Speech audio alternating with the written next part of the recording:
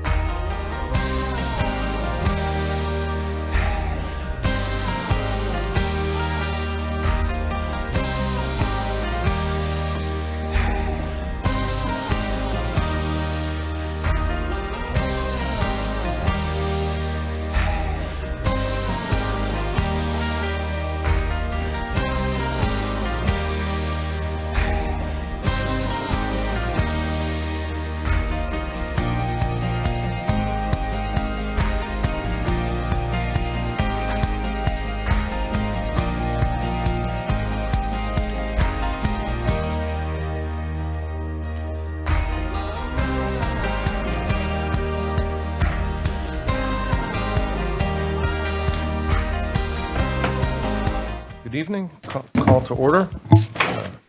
We will begin this evening's meeting with standing and doing the Pledge of Allegiance. Stand. I pledge allegiance to the flag of the United States of America, to the republic which stands, one nation, under God, indivisible, with liberty and justice for all. Okay. Good evening, everybody. Welcome to the August 14th, 2025 Zoning Board of Adjustment meeting. We will begin with the reading of the Open Public Meeting Act. Adequate notice of this meeting has been given in accordance with the Open Public Meeting Act pursuant to Public Law 1975, Chapter 231. Said notice was published in the Home News Tribune on January 9th, 2025, posted in Borough Hall, and sent to the Star Ledger for information. All requirements of the Open Public Meetings Act were satisfied. So take a roll call. Yes. Ms. Delgado? Here. Mr. Johnson? Here. Mr. Rabinowitz? Here. Ms. Zielski? Mr. Sondergaard? Mr. Tobin? Here. Mr. Topping? Here. Mr. Sukan? Ms. Patel? Here. Mr. Derer? Mr. Malvone? Thank you. Okay. And with that, you want to start with your announcement? Sure. So if anyone is here for item 25-1411E, the Stephen Pilardis application pertaining to 148 East Chestnut Avenue, Block 99, Lot 6163. That application is going to be carried to the October meeting at the request of the applicant. The October meeting will be held on October 9th here, same time, 7:30. There will not be any further notice. This is the notice if you have come for that application. That's pretty much it with respect to that application. Any questions on that? Okay. We are still waiting for one member, so we're going to go through and do some housekeeping business. Let's start with the resolutions from the past meetings. First resolution at hand is 575 Main Street, Block 59, item 25-1418E. Somebody want to approve the resolution for that application? So approved. Second. Okay.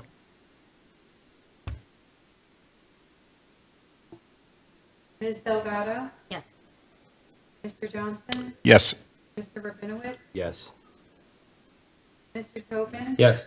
and Mr. Topic. Yes. Okay. The second resolution at hand is item 251417E. It was for a building of a single-car garage at 15 Ferndale Avenue. Is there a motion to approve? Motion to approve. Second. Ms. Delgado, Yes. Mr. Johnson, Yes. Mr. Rabinowitz, Yes. Mr. Tobin, Yes. Mr. Topic. Yes. Okay. And while we're in the meeting, we can also approve the July 10th meeting minutes. Is there a motion to approve? Motion. Second. All in favor? Aye. The minutes are adopted, and we will note for the record that the final board member, Ms. Silsky, has arrived. So we did housekeeping business, and now we will switch to the hearings. So tonight, as Bob mentioned, the third application on the agenda has been postponed. So we start tonight with 231362. Mahendra Patel, applicant, proposes converting existing service bays into a convenience store at 532 Middlesex Avenue, which is the existing gas station at the corner of Main and Middlesex. The applicant may have the floor.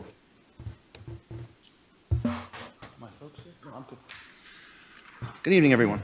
My name is Larry Lavender. I appeared before you a few months ago on this when we asked for adjournment. If you recall, I'm John Wiley's law partner. John has retired, and you are stuck with me from now on. Raise the. Sure.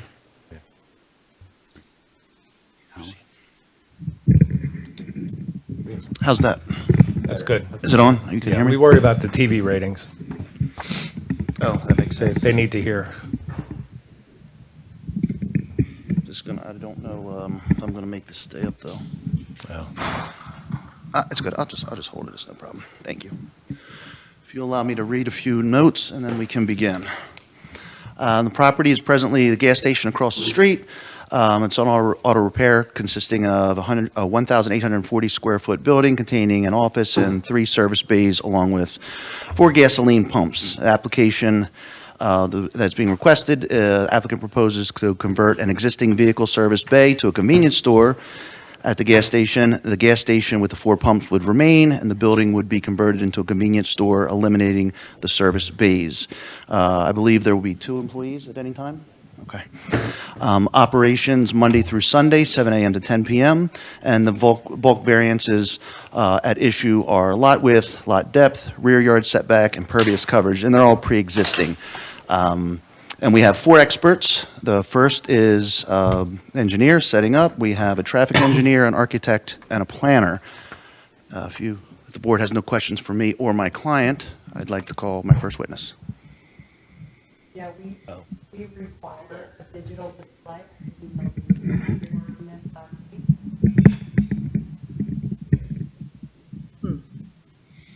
We do not have a digital display. No, I never got that memo. Okay. Does that cause a problem for us tonight? You are the first person that has caused this problem. So, Lucky me. Trendsetter. yeah. I'm speaking. I mean, we adopted it as part of our, Correct. Yes. so it is a requirement. We got to come back? No. No?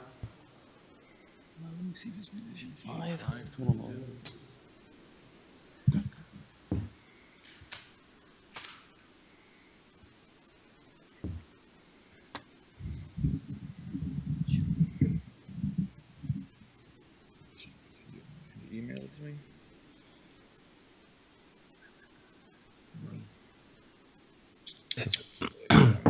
Is, if we gave you some time and flipped which Yeah, application? that's not a bad idea. Okay. Okay, Let's do that. Yeah. Mark, did you want to go next? Or did you need time? You can email me that file, I can get up this one. And then I can go first, yeah. Might as well, everybody loves me. There's people higher up than me that has access to these files, so are you waiting for me to email this to you? I don't have it. Maybe someone from the office. Do you have it, Donna? So just so we understand, what's the plan now? We're going to have, Mr. Marcil's going to do this digitally with the display, and what will we do with respect to the other witness? And does it make sense to do this piecemeal? Well, we're hoping while he testifies that someone can email him so that when he's done testifying, he can load the next. Okay. All right. That's the plan? Shouldn't be that hard to get an email, right? No, it shouldn't be. Shouldn't be. Shouldn't be So- that hard. So should we swear him in or? Sure. We ready to go? All set. You swear or affirm that the testimony that you're about to give in this proceeding will be the truth and nothing but the truth? I do. And state your name for us, and qualify yourself. Mark Chairman. Marcel, M-A-R-C as in cat, I-L-L-E. A licensed architect in the state of New Jersey. My office is across the street. I have a bachelor's of architecture from NJIT. Been practicing since 2007. License is active and valid, thankfully. Mr. Marcil has testified on numerous occasions, I think, before this board, so we can accept him as an expert. Yes. Okay. If you're sure you're renewed, the licenses were just up end of July. Definitely double check the Okay. renewing education and. Okay, make sure I was paid up. you are accepted by the board then. Thank you.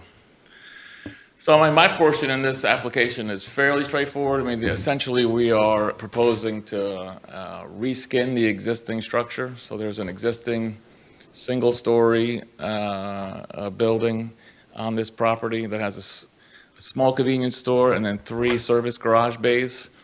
And the applicant's intention is to convert the whole space into a convenience store. So we're not changing the size of the building, we're not changing the height of the building. The existing roof will remain and we're simply recladding the exterior and then introducing sort of a little bit of a brick parapet entry to just sort of denote the main entrance to the building. Providing a wall of glass facing the Middlesex Avenue, so it appears to be more like a convenience store versus a service station. And then reskinning the building, introducing a brick water course with a stone cap, hardy plank siding, and then vertical siding above in different color tones. So again, we're using the existing building. We're not expanding it. We're simply converting the garage bays into what you would expect in a traditional convenience store. Is this going to be branded or non-branded? What's the parking plan? Yeah, it's a non-branded store. I mean, right? Yeah, the applicant could probably speak better to that, but it's an individual owner occupied. It's not a chain or anything like that. Parking? Parking, we will get through with our lovely engineer once I get the email. Which looks like that. Should we upload the engineering and get that?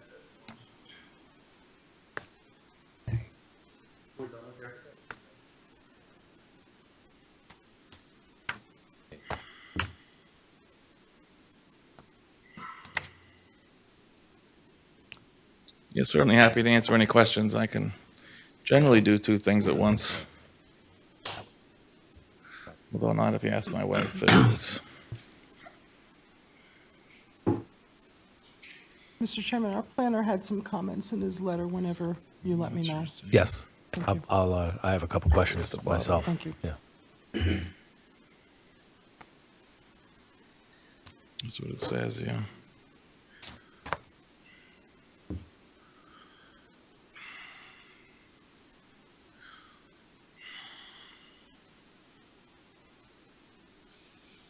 Just save this to files.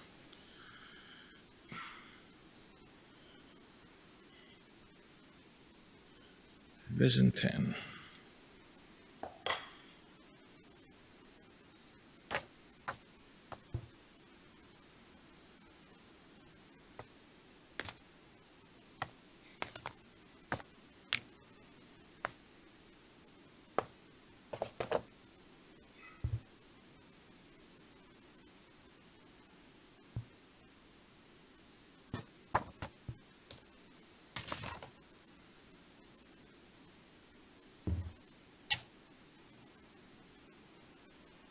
While you're doing that, has an application been submitted to the county planning board?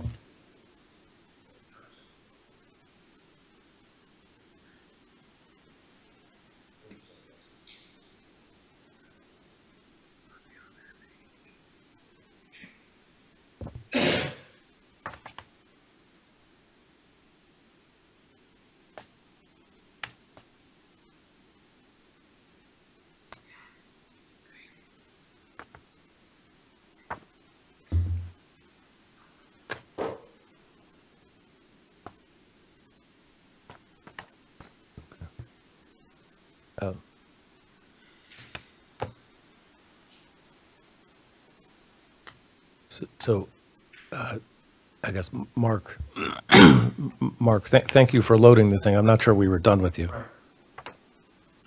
This point, I was never dismissed. Yes, Jonathan asked a site-related question, and we all took the bait. I had, I guess you've received the LRK memo? Yes. Okay. There were some comments here about building design. It notes that you previously worked with their office and had made various improvements. The applicant, it states here that the applicant should consider adding a lintel over the main entrance, consider alternate locations for awnings and canopies along the front, consider mural art on the side, and agree with further working with the planner. I guess, do you have thoughts on that? We have no issues continuing to work with the planner. Be happy to accommodate any of those comments. Okay. Okay, that's reasonable position to be. Any other questions of the architect at this time? There's also a recommendation that the 3 tax lots be consolidated, which I would have recommended anyway. Is that agreed to? Yeah. It's also recommended, which I would have recommended anyway, that the 3 tax lots be consolidated. Yes. Any reason why not? No, no problem. Yeah. I just had one question. Are you the right person to ask about the wall packs around the building? I know the planner had a comment that those should be dark sky compliant. I'm not sure if that's a question for you or for the engineer. We can definitely make sure that the wall packs will be dark sky compliant. We did have an up and down light that was specified for flanking the front doors and between the windows. So we can make sure that those do not shine light upwards and only downwards. Okay, thank No you. problem. Okay. And there was also a temperature request for 2700 K. Yes, we'll definitely comply with that Yeah. for sure. Okay. No other questions for the architect? I guess yeah, I'm not sure whether these are architect questions or not. I guess this one probably isn't, but one of the things Chris noted, and I'm not sure why, asked that documentation be provided as to what is the applicant's interest in the property. I assume that is the applicant the owner of the property? No, I believe it's contingent on the approval. Yes, he's a contract purchaser, contingent on the approval of that. Okay, so he's the contract purchaser of the property? Okay. Okay. You want to call your next witness? Donna, want to come up?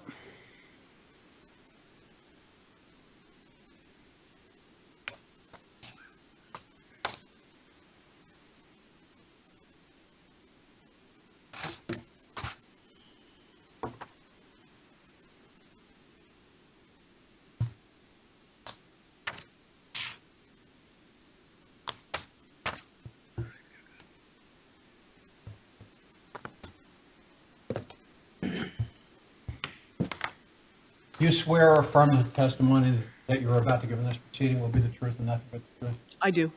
Then state your name for us, please. Donna M. Bullock, Bullock. I'm a project manager at Morgan Engineering on 331 Central Avenue, Island Heights. I've been working in civil engineering field for 36 years now, 26 as a licensed professional engineer. I've been in front of many planning boards, mostly in Ocean, Monmouth, and Middlesex counties.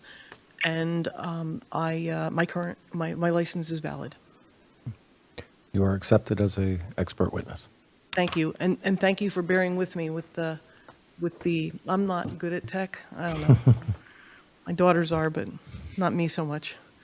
Okay, so what we have is, we have a existing gas station and service station located at the northwesterly side of Middlesex Avenue at the intersection of Middlesex Avenue and Main Street. It's known as Block 91, Lots 2, 2.01, 2.02, and also known as 532 Middlesex Avenue. The site contains 0.54 acres. It's approximately 310 feet by 120 feet. The property is located in the B3 office zone and is currently developed and contains Masonry Vehicle Service Center and a gas station. The gas station has 3 overhead doors. The gas pumps are covered with a canopy. The gas-related items, expenditures on the site is a vacuum cleaner, propane tanks, ice box, and a vending machine. It has existing asphalt and concrete parking areas. There is a trash enclosure located in the, in the back northwesterly corner.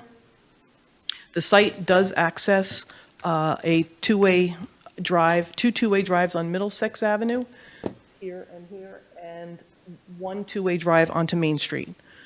The frontage of the property is fully developed with curb, sidewalk, concrete aprons, and water and sewer is currently available to the site.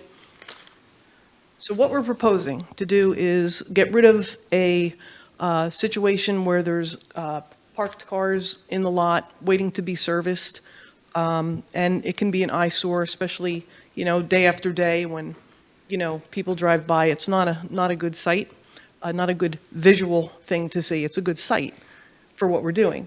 So what we're going to do is we're going to convert the 1,800 square foot service station into a convenience store, and the gas service will continue as current. The building will be renovated as provided by the architect, and the gas station appendices to be removed is the vacuum cleaner and the vending machine. We are going to provide a new block dumpster in the rear of the parking lot. We are proposing 5 parking spaces to the right side of the building, and we're proposing a 10 by 30 foot loading zone also next to the right side of the building. And the propane sales that are existing on the site are to remain and be continued to be used. And we are proposing a bike rack in the rear for that use. The parking lot expansion is happening in the back rear of the property. We are adding 2 employee parking spaces, and that is going to be followed by the trash enclosure at the rear of the parking lot. There's a total of 9 parking spaces along this westerly lot line. The handicap space is proposed to be here closest to Middlesex Avenue, and it's a 11 foot by 5 foot. It's a parking space which is 11 foot with a 5 foot wide loading zone, and then the remainder of that loading zone is striped. There was a comment on the engineer's letter to ask to relocate the handicap spot from this location that I just mentioned to the opposite side of the building, to the right side of the building. If we did that, that would reduce the parking space number on the right side to 4, and we would not be able to put 2 standard parking stalls in the space. Once we get rid of the 5 foot loading zone, that would increase to a 9 foot loading space, and it would get into the way of the oncoming traffic. So we're asking that we leave the handicap parking space where we have it proposed, and that gives us the required number of parking spaces, which is, we have 14 spaces. You have the striped crosswalks on both sides? I don't know if you're painting them that way, but that's designated walking area? Am I reading that correctly? Yes, I'm going to get to that in a moment. Okay. I guess one question would be, why would you not flip the handicap spot so that you could double use that free and clear area? The question was to move the parking spot to the right. No, side. no, I know, that was one suggestion. If you just mirrored it so that the clear, the clearance space overlapped your walkway, you would double dip on the free and clear area. Even the architect likes that idea.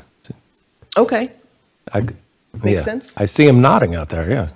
okay, all right. Mr. Chairman, my point on the comment was, it appears part of the loading zone is within the 24-foot drive aisle.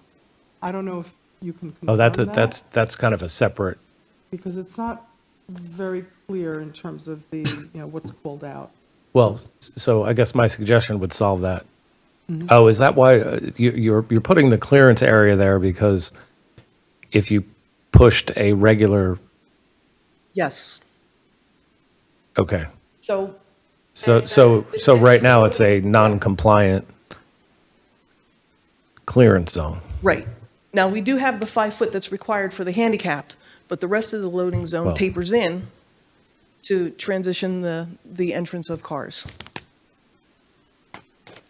So if we had to make this a 9-foot space, it would come out like this, and then it would be in the way of the vehicles coming in. It would project into the aisleway. But your 11-foot wide handicap spot would now be Would be- 9 feet. So Yep, you're would be gaining 9. 2 feet. Right.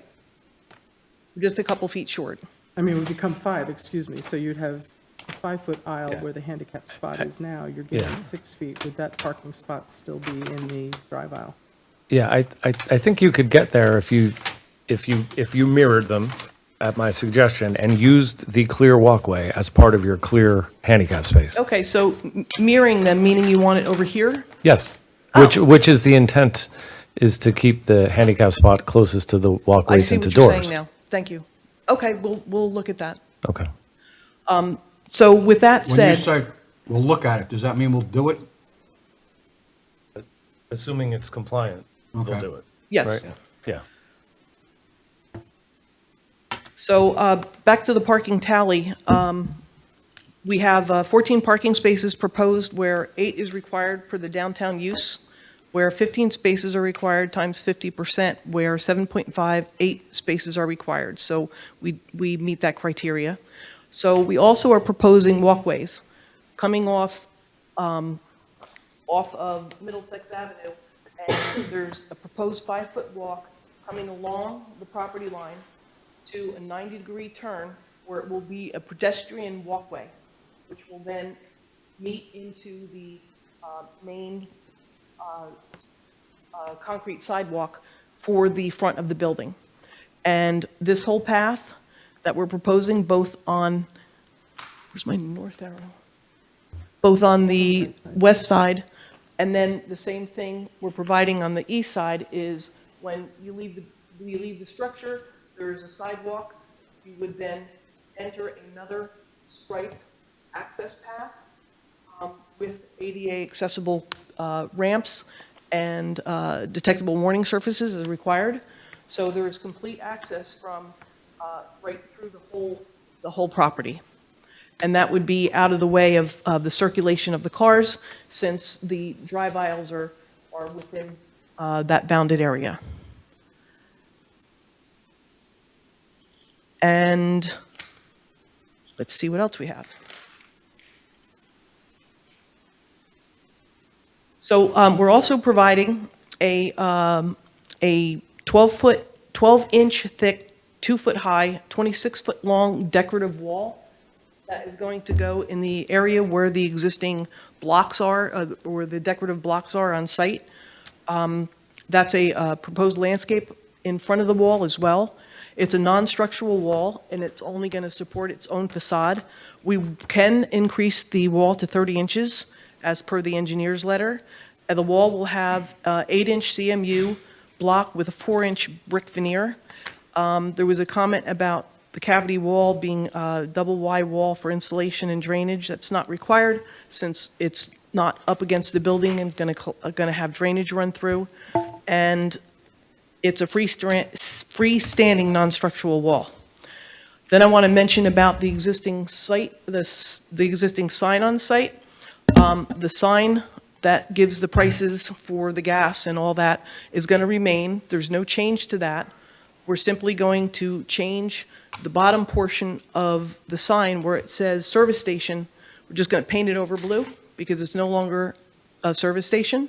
So therefore, the sign criteria will be grandfathered in this case. There are no new utility upgrades required for this new use. The existing drainage patterns on site will not change. There is a slight increase to the impervious coverage, but the landscaping beds that we're providing on the landscape plan and the ground coverings, improving with more grass and patching in the sand areas, will absorb that additional runoff. We have added extensive landscaping throughout the site based on the plans that were approved in 1990. We looked at those plans, we went through, and anything that we needed to add to mimic what was there and enhance what we already have as far as existing trees and vegetation, we intermingled it all together. And there is lighting proposed. There's concrete bases that are on site that we will reuse to put in some pole-mounted lights. So with that, that's pretty much what we're proposing for the site. And we have, like we mentioned before, we have a variance for lot width, lot depth, lot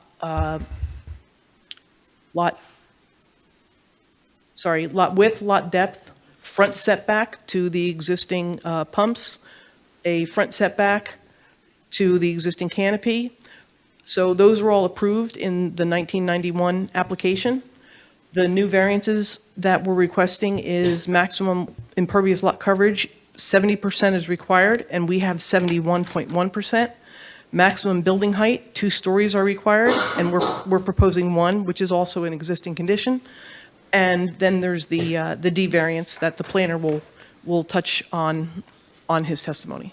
Is there any change proposed to the driveways leading in from Middlesex, enter and exit? No, there are not. And I think today, bordering on the sidewalk is like a strip of grass or, at this point, dirt and weeds. What's the plan with that sort of area? We show landscaping all along that strip in the front. So you're it's gonna basically that's going to get re-landscaped. Yes, it is. Yes, it is. There's between the sidewalk and between our site, there's an island that will be landscaped. We have some trees and we have some shrubs. And we are doing the same on the side. We're creating a nice buffer between our adjacent property owner and our property, and we're enhancing the landscaping at the intersection at the decorative wall. And we have enhanced landscaping at the corner of the property, as well as surrounding landscaping around the trash enclosure and the parking area. You noted in your testimony it was acceptable to, the planner's suggestion was to make the decorative wall 30 inches high. You've Yes. adapted to that? Okay. And then there's also comments in his memo about the landscaping. One was a suggestion to incorporate, to work with the Shade Tree Commission as part of it, as well as his office, and to incorporate street trees.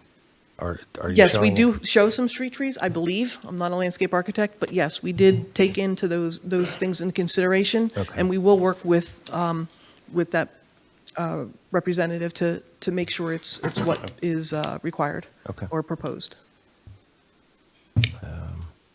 I didn't ask this in my original questions. I'm just curious, hours of operation versus existing? I cannot answer to that.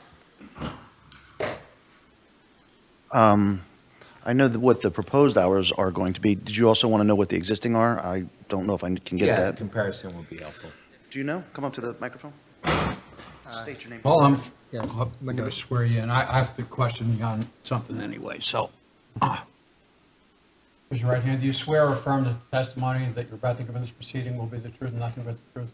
yeah. And state your full name for us, please. Spell your last. Yeah, my name is Sagar Patel, Patel, and I am the applicant. And regarding the current hours of operation, we have from morning 7 a.m. to around 10 p.m.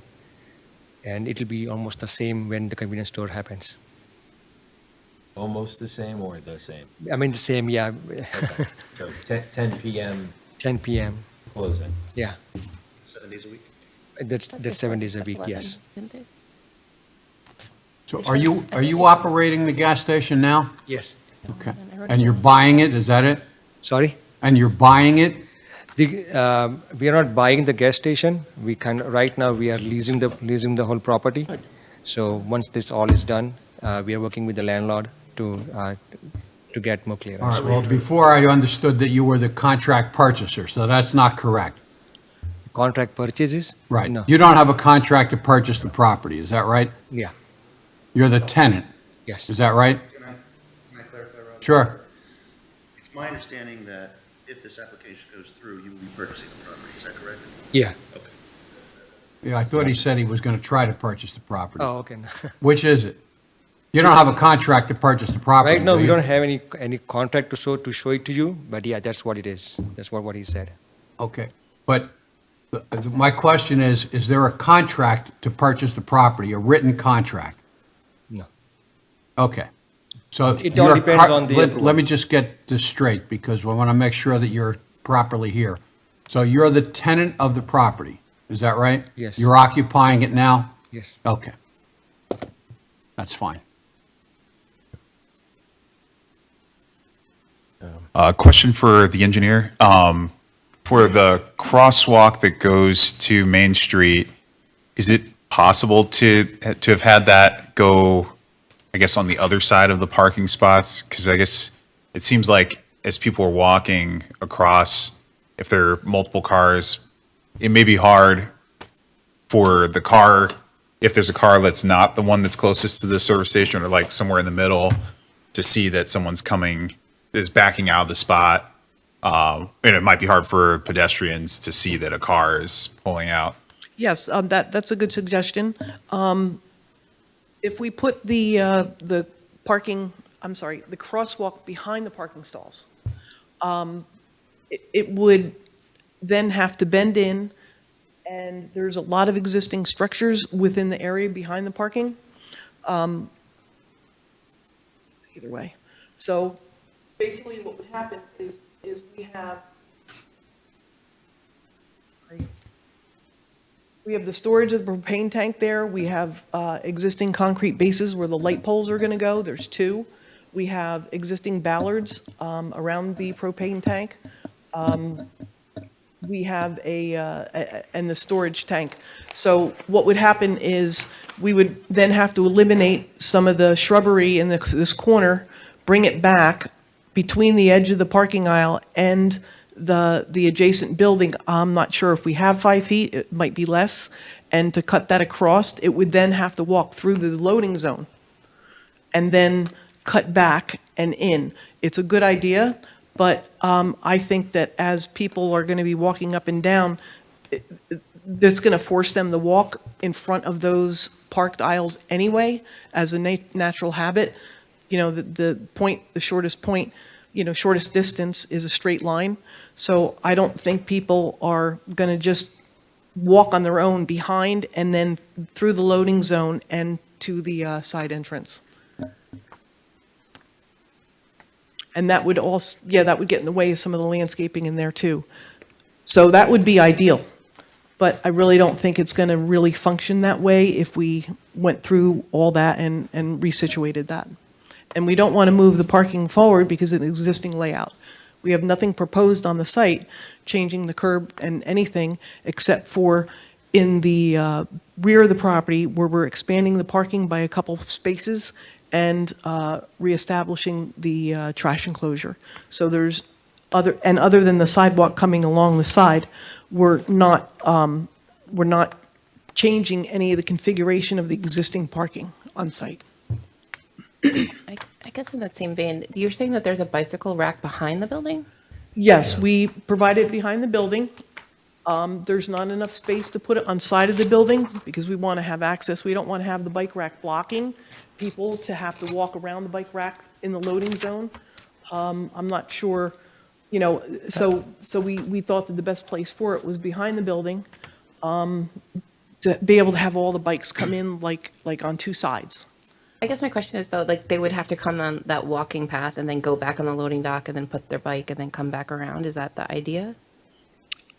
They would Could come they- up on the sidewalk alongside of the the sidewalk. building and then park in there's a sidewalk back there that it would be kind of attached to. Yeah, I mean, the current location seems like it's completely out of view and won't get used. Agreed? I guess just one question I have going back to the number of spots. Is it 14 or 15 or is it the 50%? I guess what was, if the required number of spots for this is 14? Is that The accurate? required number is 8. Parking spots. We It's have- 8?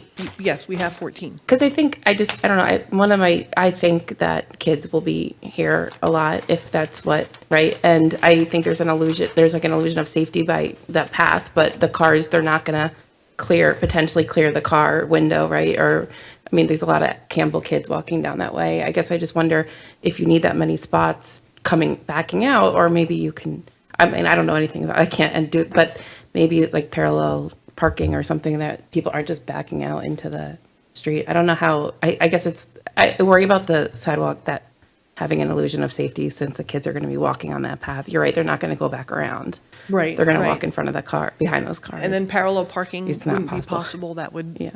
But do you one need, I guess, parking all these space spots? I parallel, guess I is my believe. question. Really? Do we need them all?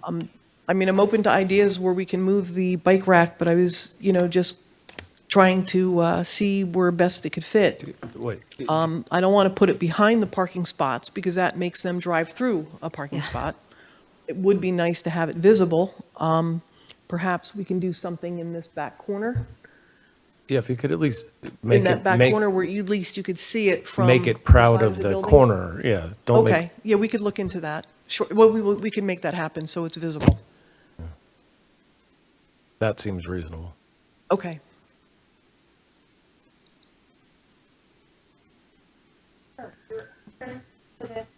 Turn this on.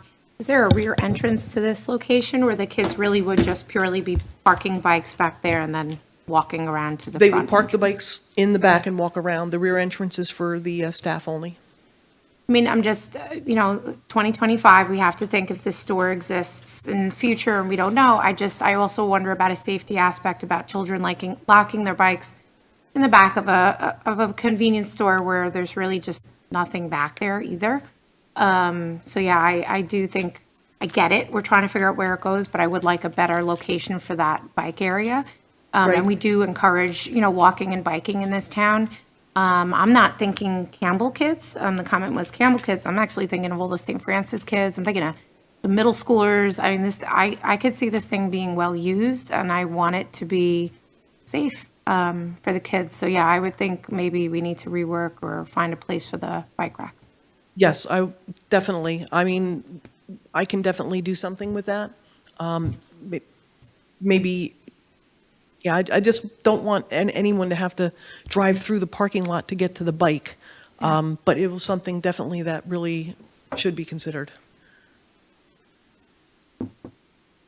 Is there any analysis for I guess at peak times, what the demand for parking for, I guess, a store of this size and location would be? Oh, okay. Okay, thanks. Could you, I have two questions. First of all, could you repeat what you said about recycling the concrete? I'm a materials person, so I didn't quite hear that correctly. The what? Recycling the concrete at the end of your testimony before, I think for light structures?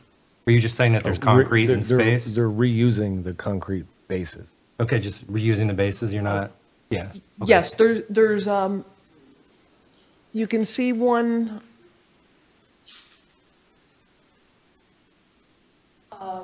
right where that 5 is, if you look right behind it, between that 5 and straddling that parking space, is an existing concrete pedestal base. Okay, so you're just reusing them We're just for- reusing them, and hopefully the electrical will still be there. Gotcha.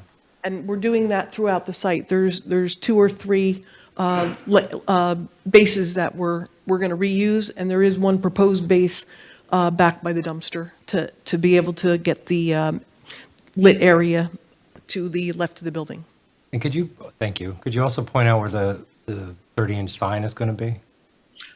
The wall? Yeah, I'm sorry, the Okay, wall. so the wall is at the very front intersection of both Middlesex and Main Street. So the bottom right there? Yeah. Yes, so at the very bottom right, if you see the shrubs that are pretty predominant, the boldest shrubs, right in front of that is a 26 linear foot decorative wall that will go in place of where the blocks are on site now. There's pebble block wall thing there. So we'll put that in its exact same place. We'll beautify the front and the back of it and enhance the landscaping around the sign that's existing right in the center of that. So I guess then my question's for our professionals. Are we worried about sight lines or anything with that? If it's over 30 inches, yes, we would be. Cool. Thank you. We'll make it 30. We had it 24, we're going to make it 30. Is his recommendation on the letter. Thank you. Any other questions from the board? Okay. I have, Your next witness? Mr. Chairman, I have a couple. Oh, yes. If I can sneak in? Sure. Can I speak to my letter? Couple Yes. of Oh, comments? yes, please. So the one question I had was on the truck circulation plan that is shown on the site plan. I guess it's sheet 2 of 5. You're showing what looks like a box truck coming into the site, coming south on Main Street, making a right into the site. Is that going to be the largest size truck that would make deliveries? Yes, it is. It will be the largest size truck, and that's the largest size truck that will utilize that loading zone. And how does the truck then exit the site? Because I know we have an entrance template. Is it going to be able to exit in the same way it entered?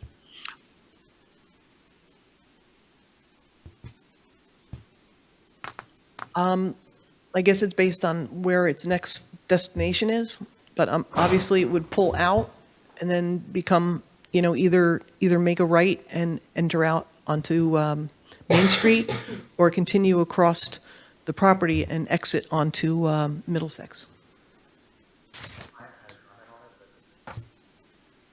I'm sure.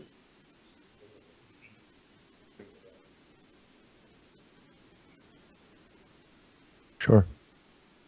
Yeah, so that the truck that will enter on the right side to exit out, it's going to go directly into the main street.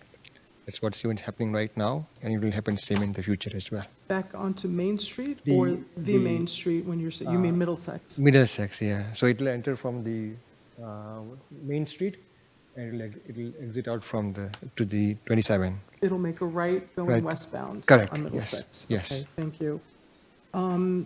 As far as the drainage, I know you said the drainage patterns weren't changing, but what happens now? Is there any existing drainage on site? There is Drainage nothing. structures? There are no drainage structures on site. Everything, based on the topography, everything flows towards the streets.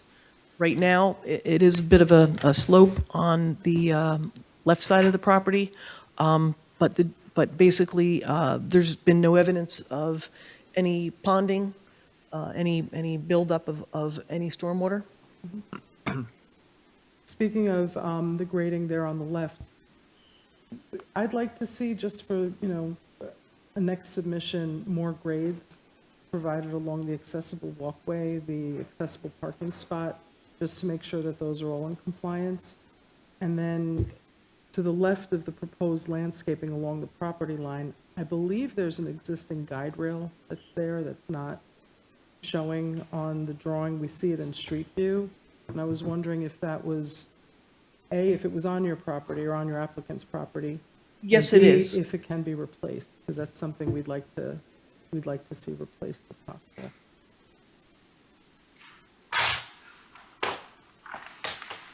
You see it in street view, and it's further back, like right behind your crosswalk. So if we look at the next sheet,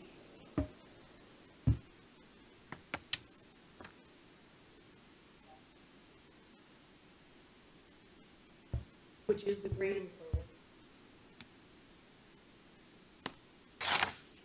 You can see an area that is hatched along the front of the parking stalls on the left side. This hatched area is going to be asphalt to be removed. And there is, right next to that, the existing guide rail. So it will remain, but we're removing that asphalt so that we can enhance that area with, back to the other sheet, with landscaping in that area.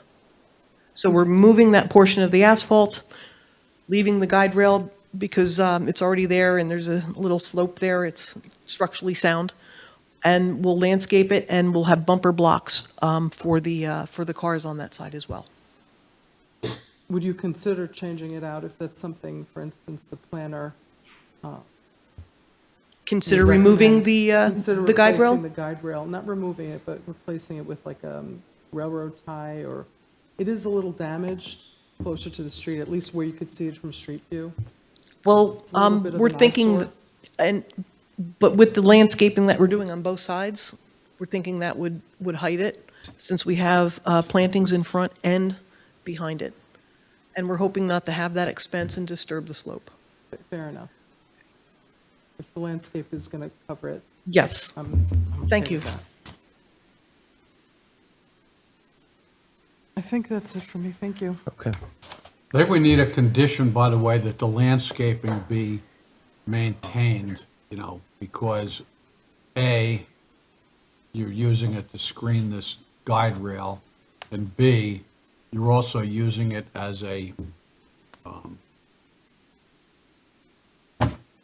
in your drainage calculation, so we can't have it just, go away and then become, a Exactly. hard-packed dirt. Certainly, yes. Any other questions? Okay. You may proceed. Okay. Thank you.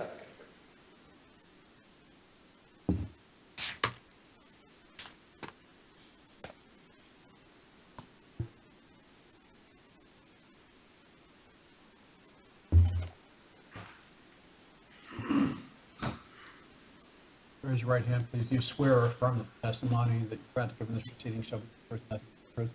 I do.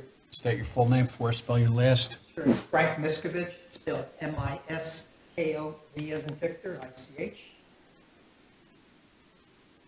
To give you a little background, I'm a licensed professional I want to engineer. get closer to the mic. I'm sorry, Yes. will this come off? Yeah, you can hold it. It's better if you do. Licensed professional engineer in the state of New Jersey. My license is current. By education, I have a Bachelor's of Science and Master's of Science in Civil Engineering. I have 55 years' experience in traffic and highway engineering. In the 70s and 80s, I was the Middlesex County traffic engineer. After that, I went into private practice with several engineering firms, and I was the vice president of transportation for Birdsville Engineering when they were the borough engineers. I've started my own practice in 2013. I've testified before a number of planning boards and zoning boards throughout the state of New Jersey, and also represented planning and zoning boards, testified in Superior Court, and more? No, I want to see how long you'd go. You are accepted as an expert. Just a little bit of background, just some housekeeping items. We did prepare a traffic impact report July 10, 2023. That was reviewed by your consultant. They had comments in a written review memo, August 27 to 24, and I gave a written response to all those comments on August 28, 2024. I might also say I've been a resident in Metuchen for 50 years now, so I am aware of traffic issues in the town, and it also affects me, and I'm concerned about that. So when I got first approached about doing this project, I know it's been a gas station from well before I moved in, and the patterns and everything, driveways have been always the same. But I want to gain an understanding of what was happening at that site. So the applicant has cameras that face all the driveways. So in 2020, I looked at the video camera the entire day from 6 a.m. to 9:30 to look at the way the traffic patterns were occurring and the volumes of traffic. And I found that the traffic was very low. Worst time of the day, the 1 hour, was 26 trips. That's, let's say, 13 in and 13 out. Very low. Throughout the course of the day, it was sporadic, but pretty constant. What struck me is not strange, but the way the traffic moves. It's basically an east to west traffic pattern. If you're heading east or west on Middlesex Avenue, they take that right turn into that first driveway in Middlesex, just past the intersection. If you're traveling north on Main Street, people get into the left turn lane, and when the arrow comes on for the lead, they make that turn directly into the site unopposed. So almost 50% of the traffic is coming for that direction, split between those two movements. Almost 60% or so, 2/3 of the traffic exit at that westerly driveway and head west on Middlesex Avenue out of town. So that's the pattern through the site. Southbound's about 20%, about maybe a quarter of the traffic comes south on Main, makes the right turn in, and they head back out. Very few people make the left turn out of that Main Street driveway, which was a concern for me because it is close to the intersection. But if you look at rush hour, yes, it's difficult, and I think people in town make adjustments of which way they go. But off-peak times or in the evenings, it's not that difficult. You can go on a weekend or a Sunday especially, it's not that difficult. So I think it's a time of day issue for that movement. Nobody makes the left turn on northbound Main into that driveway on Main Street. One, is too difficult, but there's no reason to because you have the arrow. The only truck that is making that is the truck fuel delivery vehicle, which I'll talk about a little bit later. We had prepared a report back in September of 2022, that gave a qualitative evaluation of what the traffic's impacts might be. I opined that this change of the service bays to the convenience store was not going to generate significantly more traffic or add more delay to the intersection at Middlesex and Main. However, your consultants asked that we analyze that particular intersection. So to do that, I went back to the DOT's historical traffic volume data that they have along Main Street and Middlesex Avenue, which is very close to the intersection. And I looked at historical data, and it showed that the typical peak hours on both streets were 7 to 9 a.m. on a weekday, 4 to 6 on the weekday in the evening, and around 11 to 2 on a Saturday, the typical rush hour traffic. However, between 10 and 3 p.m., that traffic drops off substantially. It's maybe 40% of that peak. And after 7 p.m., it drops off even more. So when you look at traffic generation that this might have throughout the course of the day, sure, peak hours are a little bit difficult, but there's a lot of times later in the day that is not that difficult making the movements, especially when you consider the traffic patterns. Also at that time then, we updated that count. So back in 2020, excuse me a minute, 2022, we did the same thing. We observed traffic throughout the course of one whole day and on a Saturday. And what we found that the patterns and the volumes were consistent with the 2020 data. So in my opinion, that's not going to change with this site when it gets converted. Those patterns will remain the same. So the question is, how much more traffic is the convenience store going to generate? But before I get to that, we also asked for crash records from 2019, 21, 22, and 23, omitting 20 because of COVID.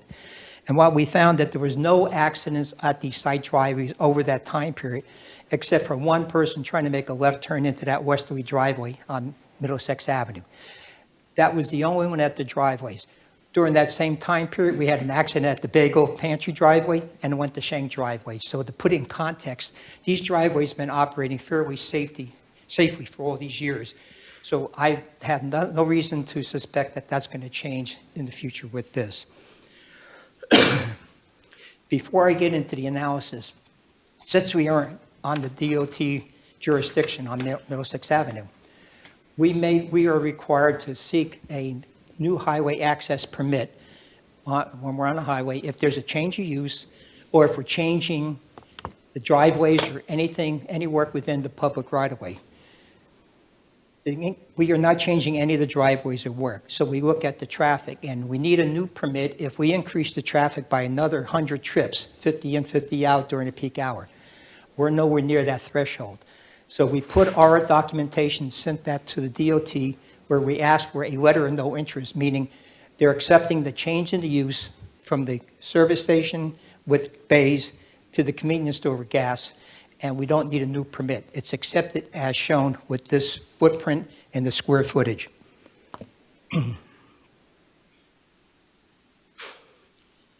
So when we did that analysis, we find that in some cases that you're only going to see a 10 to 20% increase in traffic from changing those uses. To put that in context, with 25 trips, we're talking maybe 5 to 10 more movements throughout the hour. And that's what the DOT data shows. We're talking about 7 more during those rush hours. Not significant. But since traffic was a concern, I went back and I did an academic exercise. I looked at 5 scenarios. I looked at that one scenario that DOT has. I looked at various combinations, convenience stores with gas, gasoline stations with convenience stores. I looked at square footage, employees, et cetera. Went through all that. 5 scenarios. And the one scenario that resulted in the most traffic was a convenience market with gas pumps and the observed traffic generation. When I did that, you're looking at, roughly 60 more peak hour trips. 67 during the morning, split between in and out, 66 in the PM, 51. That's quite a bit. Actually, twice the traffic they have now, 3 times more. Excuse me. But all that becomes not new traffic. Obviously, some of the people that are driving by the site, Main Street, Middlesex Avenue, may say, look, I'm going to go in that convenience store, which we call pass-by. So there's some percentages. And DOT has rates that we do apply. And that could reduce traffic by 63%, 66% during the weekday. Significantly dropped. So if I use that pass-by, the actual new traffic that we're adding on turns out to be 25 in the morning, 23 in the PM, 26 in the weekend, spread out among the driveways. I'm throwing a lot of numbers out, but I'll get to that in a minute. But for the analysis, I didn't include the pass-bys. I used this 100% worst-case scenario to do the analysis. And when we ran the intersection analysis at Main and Middlesex, there was no change in the levels of service. They still remain, if they were a C or a B or a D for the various movements, they did not change. There might have been a little bit more delay on certain movements, but not significant to change that level of service. So the impact at that intersection with this change was minimal. And that really confirms what I had originally said before. So we did do this qualitative analysis. When I do that with the new traffic, the Main Street driveway, which is a concern, there's only another 4 trips, movements that we add to that driveway during peak times. So it's not significant operation from that perspective. Let me just talk about truck delivery because there was a question and that came up. This station has been receiving the fuel delivery vehicles from the beginning. These trucks cannot come up Main Street because of the low clearance. I watched them come. Basically, they arrive from Lake Avenue to Middlesex, and they make that left turn on the main and into the driveway. And then they exit westbound at the other driveway. I've seen that on several occasions, and they are off-peak. They schedule this to be off-peak, 10:30, 11 a.m. in the morning. So it doesn't create a particular problem.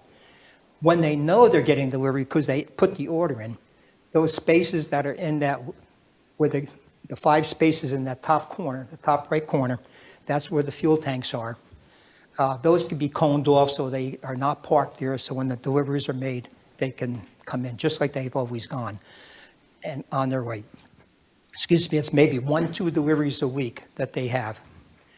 The convenience store gets, he has another store similar to this, but the type of traffic they get is going to be vans, FedEx-size trucks, small vehicles that come in here, and maybe once a week, twice a week during non-peak hours. That's another thing that could be scheduled. So this is not the convenience store that you see, the Wawas or the Quick Marts all those, because those are now 5,000 square feet and higher. This size is more of what was back in the 90s, the Tiger Marts and those small places like that you have here, like the mobile station over in the Clara Barton section, small like that. And it's incomparable to the Deli Delights in town on New Street. So size-wise, if you want to draw a comparison, that's kind of what we're looking at.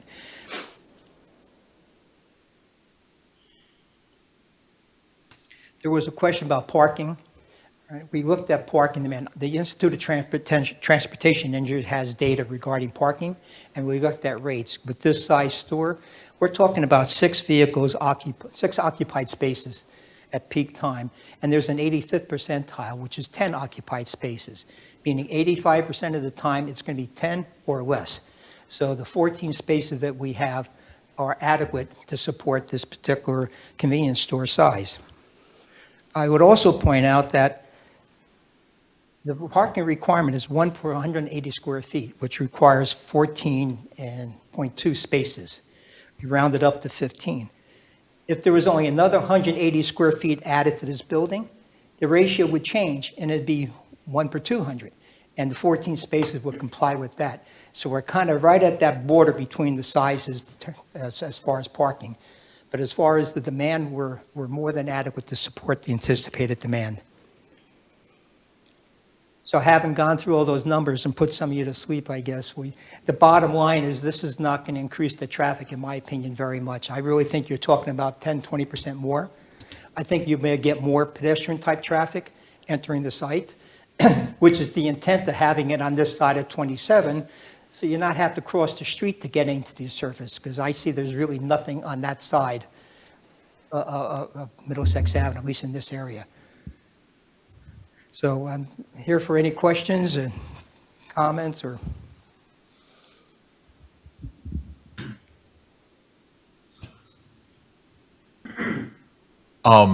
Yeah, could you go over that again? Like it sounded like you said that there were like 85% of the time there'd be demand for 10 parking spots or less. Is that right? Yes, that's correct. Okay, gotcha. Yeah. All right, thanks.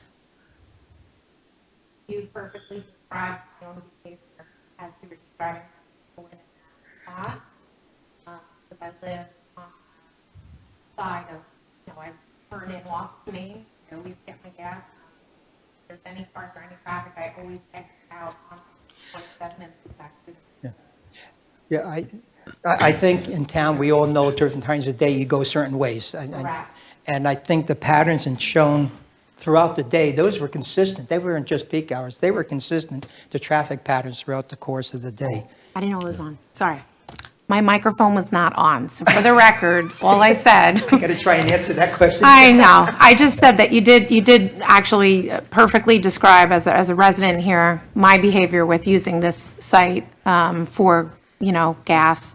The way I pull in and out based on traffic flow. It's always, I pull in from Main because it's safest, and I pull out onto 27, heading towards the Friendlies, basically. I go out that way, so. Yeah. I just want to give the board some other perspective. When we look at traffic, a lot of us look exactly when we travel that time period, rush hour, midday, so we're used to that.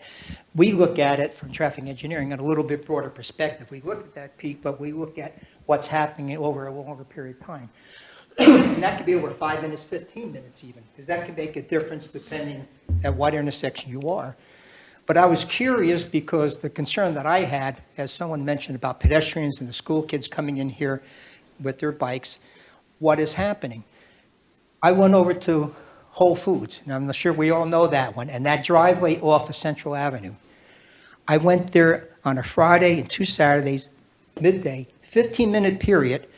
I counted 65 vehicles, 89 vehicles, 104 vehicles in and out of that driveway, with almost 100 pedestrians crossing.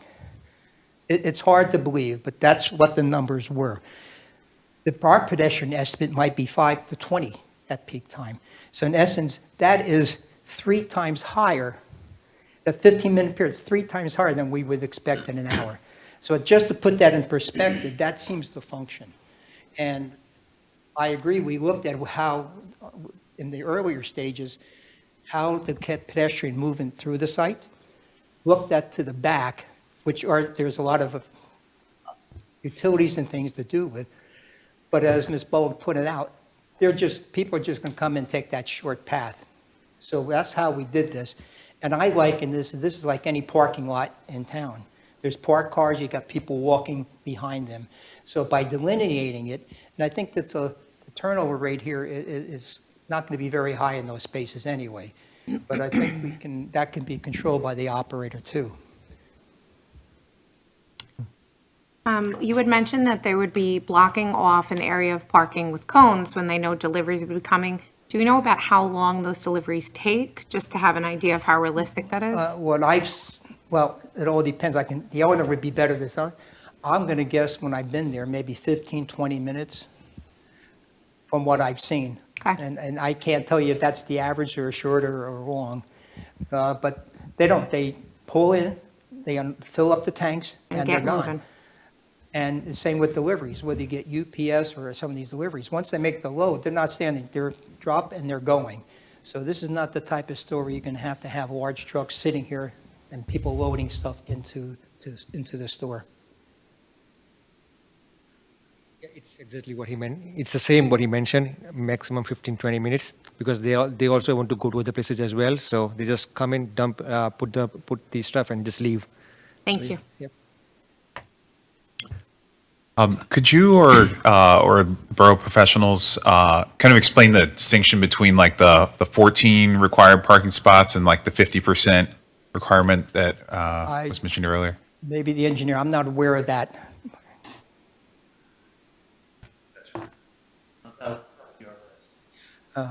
Okay. Yeah. But the parking stalls that are shown meet the requirement. And I agree with one of the comments about flipping the handicap spot and make it a dual use, the drop-off area outside the handicap area could be part of that striped walkway. So, that's something I think could be looked at and could be done. Yeah. And I'd have to defer that question on that 50% parking. Okay, I thought that was mentioned in the like the site plan engineer testimony, but It was, but I'm not aware of that. okay. All right, thanks. Yeah. Can I Thanks. ask one question? Yes, please. As well, I'm sorry. Mr. Miskovich, I'm sorry. It's I okay. didn't pronounce that correctly. Frank's easier. Frank, you mentioned you talked about coming south on Main Street, making the right into the gas station, as well as coming north, I guess, on Main, making the left, using the Main Street driveway.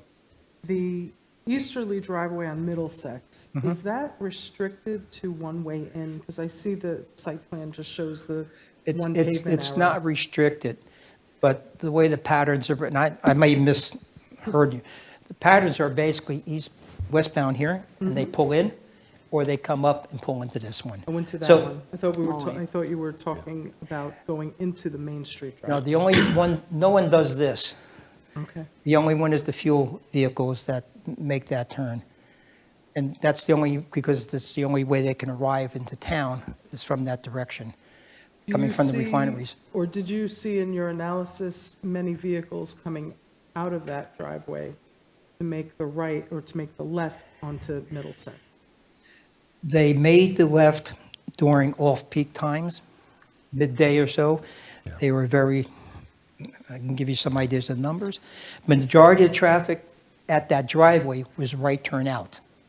So if they came in from the westerly driveway, got fuel, and they wanted to head south on Main or turn back to the west, they came out here, waited, either they got out there before the queue came or they waited for an opening or get waved on, and they made the right, or they continue south. And just to be clear, I guess my concern, which I noted in my letter, is for vehicles coming out of that easterly driveway and trying to make a left. Yeah. Coming out onto Middlesex. No, Middlesex. Yeah. Oh, Coming okay. out that way and making the left. Can that be restricted, or does that trigger something with DOT? Because I know you have a letter of no interest, but. It doesn't, if that was one way in, meaning, or signing it, do not enter it on the site. Will you If- be signing that? I- I know that was our suggestion. Yeah, that's acceptable because that's the way the patterns are. So that doesn't change anything as far as operations on site. I'm comfortable with that. I didn't see a response that I think the signs were, it was noted that they would not be Yeah, installed. I only left it that way because watching it, very few people do that. That doesn't mean it doesn't happen, Right. but. Yeah, I will it's just not part of I will admit, based on where my house is, that I have made that turn, but I've done it on off-peak times. So I don't trust necessarily all drivers to be as prudent as I am. So I'm typically against like nuisance signage. I don't know, and looking at the site plan, I'm not sure there's a great place to put a no left, but putting one might not hurt. The thing is, if we were starting fresh, we'd have a totally different layout for the site. We're living with, one with patterns that have been here for significantly long.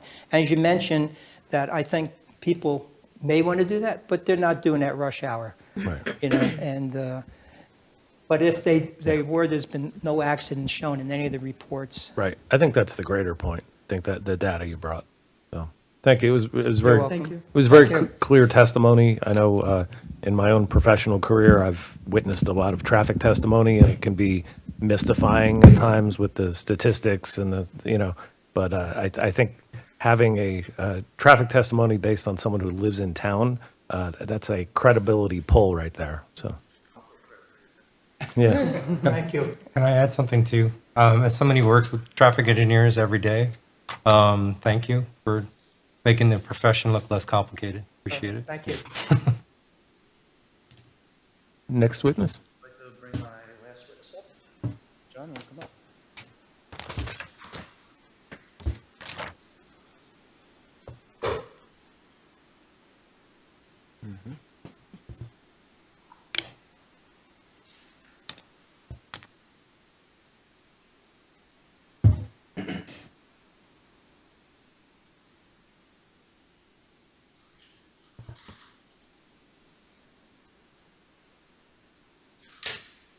Raise your right hand, please. Do you swear or affirm that the testimony that you're about to give in this proceeding will be the truth and nothing but the truth?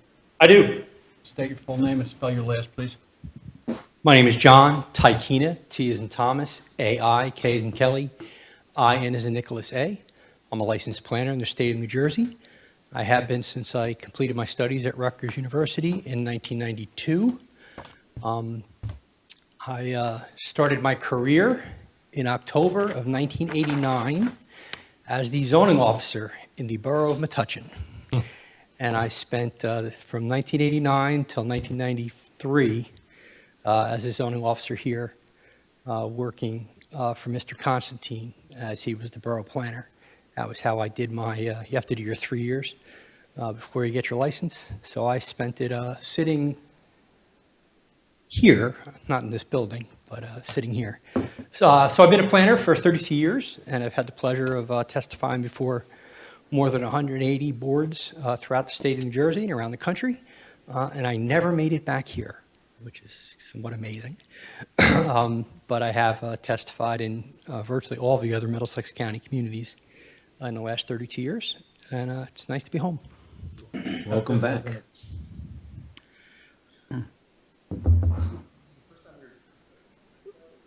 First time I'm testifying before Metuchen.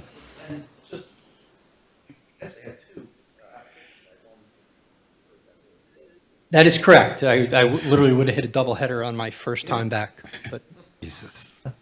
it's how it works. In any event, so it's nice to be here. I was actually sitting with the zoning board at the time in 1991 when Star Enterprises got the use variance approval to go to Texaco at that time, and that put in place the use that's there today with gasoline sales and the service, the auto repair, and that was established in '91 as part of a use variance by this board. And as pointed out by your planner's memo, again, that established the prior non-conforming use. So I am here to talk about the application from a planning standpoint, a use standpoint. We do need a couple of different types of relief, and I'll kind of go through the different proofs that we're going to need to find, and then then I'll tell you how I think we can find them. But I will only do everything once. So for example, all of the requirements have what's called the negative criteria at the end, as all your relief does. So I'll hit that at the end, and that'll apply to all of the uses. Likewise, we need to show that we advance some of the purposes of zoning. I'll do that once as well. So again, I'm not going to repeat myself, but we will have kind of distinct findings for the D1 use variance, for the D2 expansion of a non-conforming use, and then for the C variances or the bulk variances. So Before you go on the bulk, the final C bulk variances, most of those are existing non-conforming, correct? correct. Most of them are existing non-conforming. Okay. The two that are not would be impervious coverage, which is changing by less of a percent, and our building height that we're keeping the one-story building. Well, that's existing That non-conforming. exists as well. Okay, so the heart of the matter is that the current use does not strictly conform. That the first D1 is that we're putting a new use in, is that? Correct, and we And the don't- second one is that all of those other things come along with the non-conformance. Correct. Okay, so that's the plain spoken. So I Great. So, Yeah, I don't know, actually, I don't know that I agree with that. The D1 relates to the convenience store. which is And- use. Yeah, but the reason is because it's facing Middlesex instead of Main Street. So the ordinance only allows retail that faces Main Street in the B3 zone. So that's why there's a D1 variance. And then the D2 is the expansion of the non-conforming use. So they're not, I mean, they're kind of related, but not exactly. Anyway, you'll testify. Yeah. right, and I agree with you that we need the D1 because we're providing a retail use on a lot that does not have conforming frontage on Main Street. Your ordinance is actually specific as it relates to lot frontage, that you can only call it lot frontage if you meet the minimum lot frontage or lot width requirement on that side. So we meet the minimum lot width on Middlesex, but we don't meet it on Main Street. And we only have 87, we need 100. And when your ordinance is actually very specific, that when you don't meet the lot frontage, you don't get to use it. So it's that's the definition of a technicality, but that's why we need a D1 use variance. In terms of the D1 use variance, you need to make a few specific findings. First, we need that the site is particularly suited for the use.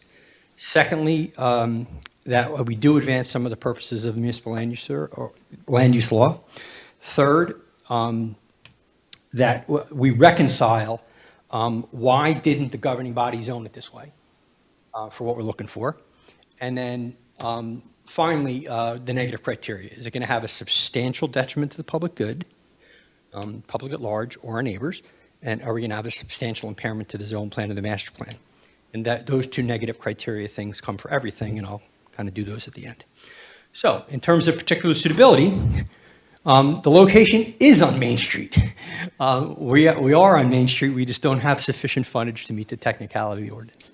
So in terms of the right place to put retail, yes, in the B3 district, this is the right place to put retail. If we were friendlies, I'd be arguing it's not. But in that we are adjacent to Main Street, I believe it is the right place to have it. The applicant has mitigated the impacts of not being on Main Street with really good pedestrian connections. I think that the applicant's done a really nice job of getting us a nice pedestrian connection from Middlesex, getting us a nice pedestrian connection from Maine. I think that the board rightly asked, can we, and I'll cite some cases, just because they provide the roadmap, as I call it, a roadmap to good decision. But what the case law always says, the first thing that it always says, is the local board is always right. They'll defer to the wisdom of a local board that you know your town. just like Mr. Miskovich knows the traffic here, they'll always defer to that. So I think the board asked some really good questions about those 5 parking spaces and said, how can we tailor them? How can we make them fit the right way so that we get a good pedestrian connection there? I'll actually, and while I'm talking about parking spaces, I'll hit the parking question that was asked. So your ordinance, again, recognizes, and your ordinance is all about downtown, it's all about Main Street. And it recognizes that downtown is different, that it's going to be a lot more pedestrian, we want it to be a lot more pedestrian, et cetera. So any of the parking requirements in our downtown for our retail uses are reduced by 50%. So if you do the math and you come out to 14, it gets reduced, or 14 or 15, it gets cut in half and reduced down to 8. Because the feeling in the downtown is that the actual parking demand will be lower because you're more likely to link the trips, you're more likely to park once and not move your car and walk to 3 or 4 different places, et cetera. So that type of reduction in parking requirement is appropriate. Now here, we're kind of in between. We have an automotive use and we have the retail use. So the feeling was, let's kind of keep the parking the way that it is and max it out to the extent that we can so that we can, 1, provide for some employees, but 2, recognizing we're going to block these spaces off for a period of time, et cetera. So we thought that 14 would be appropriate. We did propose some employee parking that'll be kind of in the back. If the board thinks it'd be better to have it over, to the right so that those spaces are less used, again, that's something, again, we'll defer to kind of the board's wisdom there, but we think the parking number is probably about right, recognizing that it is a C-store with with gasoline, and that kind of this end of Main Street, or this kind of end of town here, over here, end of town, it's kind of middle of town, but there's not a lot of real convenience retail. It's all kind of different retail that's there and a lot of restaurant, but not a lot of, stop in and get my Diet Coke type of thing. So, it's not a unreasonable thing, or, or the kids coming for the candy or whatever they're going to do when they get out of school. So we think the parking is actually kind of about right. But that's why we say that it's required, 14 reduce it down to, and we reduce it down to 7 or 8, because your ordinance provides for that 50% reduction. So, particular suitability, again, we've mitigated the impacts of not being on Main Street with good pedestrian connections. The applicant has also provided a quality architectural design, as you saw, and an upgrade to the building. I thought the architecture was great. Has a lot of windows, really, is going to present a real open and airy retail frontage out. Perfect would have been if we could have had more windows facing Main Street on the north side of the building, or east side of the building, I guess. But unfortunately, we're hamstrung by the existing building. That's where the mechanicals and the bathrooms are. So you can't really open the windows up to that side. But other than that, I think they did a really nice job of kind of giving you a high quality architectural treatment, which, again, I wouldn't expect anything other in Metuchen, and I wouldn't expect LRK to accept anything less. The building's got a base, a middle, and a top. It's open and airy. So again, I think it's done a really nice job of accommodating kind of that retail frontage, even though it's not pulled all the way up the street like we might like. In terms of our positive criteria, and again, these are going to accommodate across all of our variances, but I think there are 3. G, to provide sufficient space and appropriate locations for a variety of uses, both public and private, according to their respective environmental requirements in order to meet the needs of the Jersey citizens. I, to promote a desirable visual environment through creative development techniques and good civic design and arrangement. And M, to encourage coordination of various public and private procedures and activities shaping land development with a view towards lessening the cost of that development and to the more efficient use of the land. So, in terms of G, I think there's certainly sufficient space on the site. I think we have good access and circulation to the 2 different roads. I think we're well accommodated in terms of parking and the fuel use, both being able to exist on the site and not kind of run into each other. I think that, we think there's a need. We all, even though we all walk around, we all also love our cars, and fortunately or unfortunately, they need gas. We think the continued addition of this lower impact use certainly enables the continued investment in the appearance of the site. I think that, again, we're going to refresh the landscaping, bring it all up to where it was, and then add to that with the additional landscaping that is proposed. I think we have additional enhancements in terms of the appearance, in terms of the wall, the little wall that's in front, and I think the architectural enhancement to the building, quite frankly, is dramatic. So I think all those things are going to really contribute to a much better, higher quality appearance of the site through good design. And then finally, the additions likewise enable the applicant to comply with the myriad of regulations, whether they be DEP, DOT, or the county. And by reusing the existing building, again, that's more efficient. It's a lower cost thing. It's much more sustainable to reuse an existing building than it is to bulldoze it, throw it in the trash, and bring out a new building. We think this is, again, a more efficient use of the land and certainly a more cost-efficient development. So I think all those things will advance those purposes of municipal land use law. In terms of the Medici enhanced review, the relevant case law and standard is Medici. It's actually from South Plainfield, 1987, right before I started my career. But it requires that you think about why didn't the governing body zone it to permit retail? And my answer would be, it did. It did zone it to permit retail. Unfortunately, we're 13 feet short of being able to say that we fully meet that criteria. So I think that even though we don't meet that criteria, that's why I think we meet the Medici criteria. I think the governing body did consider that retail could be on Main Street and Middlesex. They just would have wanted potentially 13 more feet. But again, in terms of location, it's certainly the right place to add a retail use as opposed to an automotive use. And that also goes to the enhancement. I was going to talk, well, you know what, I will talk about it when I talk about the D2 much more. But I think that is that's why you can find for the Medici, that we meet the Medici standard, why it wasn't zoned that way. So when we talk about the argument in support of the expansion of the nonconforming use, again, it's a somewhat lesser standard. We don't have to show Medici, for example. But it's based on a case called Burbridge v. Mine Hill. Again, that provides the roadmap to a good decision. And really, we need to do a few things. We need to show that the proposed change in use is one that is enhancing the site, and that the improvements to the site are true improvements, and that they are substantive in terms of their enhancement of the site. So it's not just, so Burbridge v. Mount Hill actually found that it made it prettier, and that you can make that finding. Now here we're kind of doing the same thing. Actually, we're pretty similar to Burbridge, where Burbridge was a junkyard, and they thought by consolidating a bunch of things and hiding the junk behind a fence, that was a substantive change.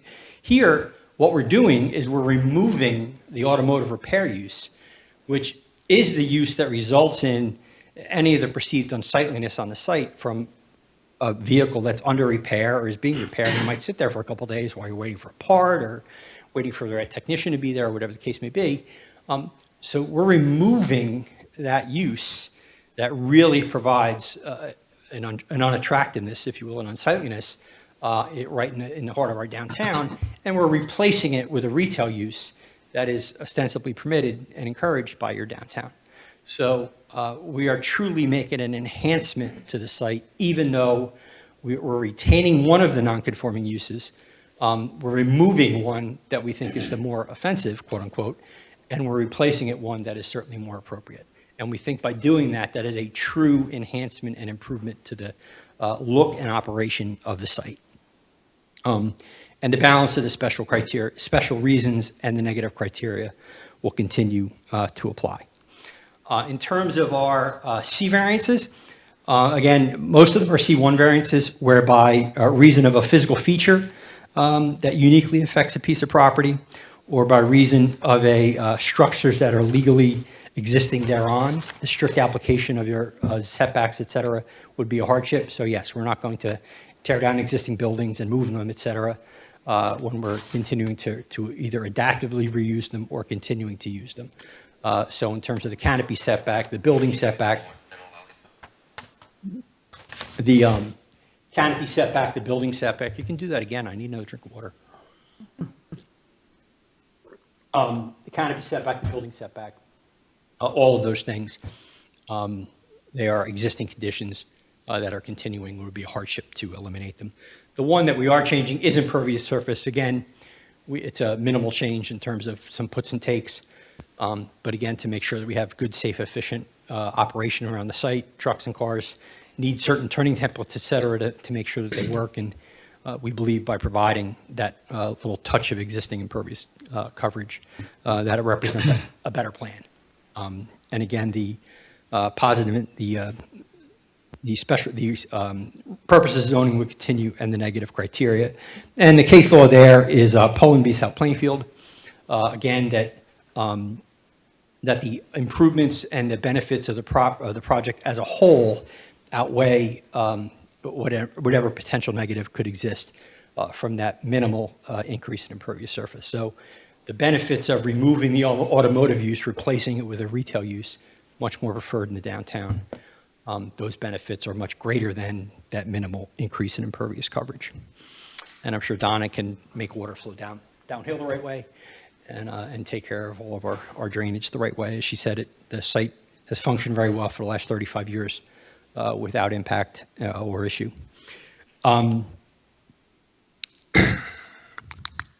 So all of our positive criteria stay the same for all that variance relief, and we get the negative criteria. So again, we're not going to have a substantial detriment to the public good. We're not going to have a substantial impairment to the zone plan and the master plan. So again, we don't believe that there's any detriment to the public here with this relief. We think the use that we're proposing to insert is ostensibly a permitted use, but for the 13-foot deficiency in the frontage on Main Street. We don't believe there'll be a negative impact, as Mr. Miskovich said. We're going to have a minimal 10 to 20% increase potentially in traffic, but no change in level of service. The site is used regularly by either regular pass-by drivers up and down Middlesex Avenue and Main Street, or by the residents in town that, again, you know how you're going to get around and what rights and lefts you can make and what rights and lefts you can't. And you're going to do that certainly in this site. Again, the retail is not a noxious use. Again, we're kind of removing a little bit of a noxious use and replacing it with a much more benign use. The site will continue to receive a continuous improvement and upgrade, and will be better landscaped for all of our neighbors so that we minimize those impacts. We'll be having new updated lighting that, again, will make sure we don't spill, have it at a little potentially lower intensity. That gets us the right light levels without necessarily being a lot of glare. And the cars for repair, most importantly, will be removed, resulting in a more orderly and attractive site. Then in terms of the final things, impairment of the zone plan and the master plan.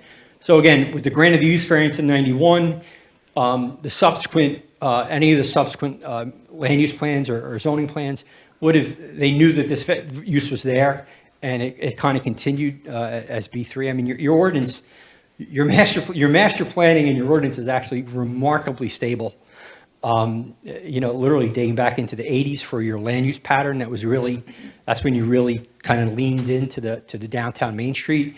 You did the things, taking the retail out of the faraway zones and making sure your retail and your pedestrian uses were concentrated in Main Street.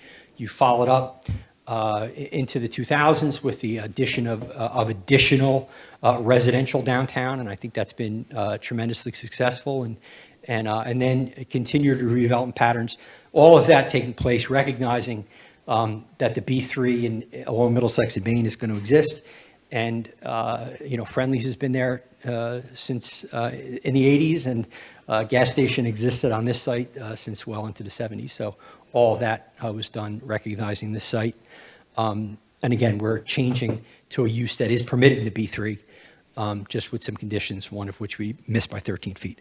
And we think, most importantly, the other ordinance aspects in terms of lighting and landscaping, et cetera, building design are being enhanced, and over on par that is a substantial benefit to the site at large. So for those reasons, I think you have the ability to make the requisite findings for the D1 use variance relief, for the D2 expansion of a non-conforming use, and for the C1, C2 bulk variance relief. We do have a number of waivers that were mentioned in Mr. Cosenza's report. that relate to, mainly, again, to the existing conditions, as, in terms of the buildings, et cetera, and the part where the building is located in terms of in relation to the parking, et cetera, they would all continue. And again, the standard there is that the requests that we're making for waivers are reasonable, that they're within the board's purview in your site plan review to grant, and that strict compliance with those standards would be a burden or an undue burden or an undue hardship on the applicant in terms of, for example, moving the building up to the front and putting the parking in the back when it's existed this way for the last 35 years. So for those reasons, I think you have the ability to make the requisite findings and grant the approval, and I'm available for your questions. Thank you. Anyone on the board have any questions? Yep. Okay, thank you. So at this time, if you're Thank done you. with your witnesses? Okay, before the board takes any action, I have to allow questions from the public. If there are... Yes. Yes, you may. Turning my mic on so I don't get elbowed by my buddy here. I do have a question for you. So we covered in the very beginning of this, this is going to be like an independently owned convenience store? Something more mom and pop? Like small, or is it, you know, like, It's not let's going to face it, be- if I hear Wawa, I'm driving out of my way, putting in a GPS how to get there, versus if I need something, I want to grab a soda, I don't mind running into any convenience store. I'm just trying to gauge the traffic draw. Yeah, this is not going to be like a Wawa or a big quick checks that's around. It's going to be just like regular, you see an Exxon Mart or kind of a mobile mart store. Okay. It's going to be like that. Okay. So even if you put a mobile gas station address, it's going to have a convenience store. It's the same thing. Okay, thank you. Yeah. Are you planning on having a grill or a hot kitchen at all? No. Okay. That kind of limits certain. Okay, thank you. Okay, we heard from, I guess, 4 witnesses. Is there anyone from the public that has questions of any of them at this time?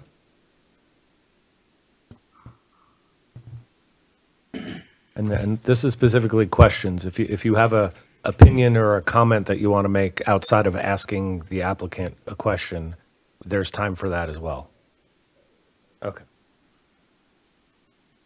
Can you give us your name and address first?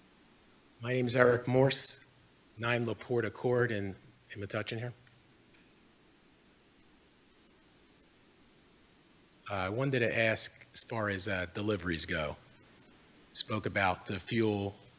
I was curious as far as how the fuel deliveries may differ versus the way it's operational now, and also when it comes to the food and other products that are delivered to the convenience store, any idea of the frequency and the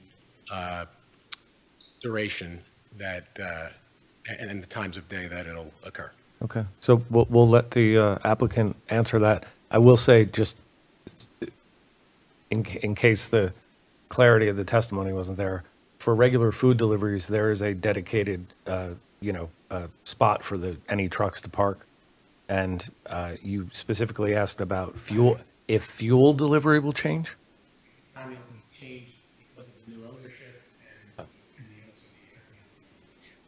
ownership. It's the same owner, well, the operator that's there now is going to be the same owner. The station, the fuel delivery is not changing, because that's going to remain as it is. So they will get 1 to 2 deliveries a week, depends on how much fuel they sell, obviously. But just as long as the truck comes to pull in, empty, fill up the tanks, and he's gone. So it could vary 15, 20 minutes for that operation. As far as deliveries to the store, in discussion with the applicant, is maybe 1 to 2 a week.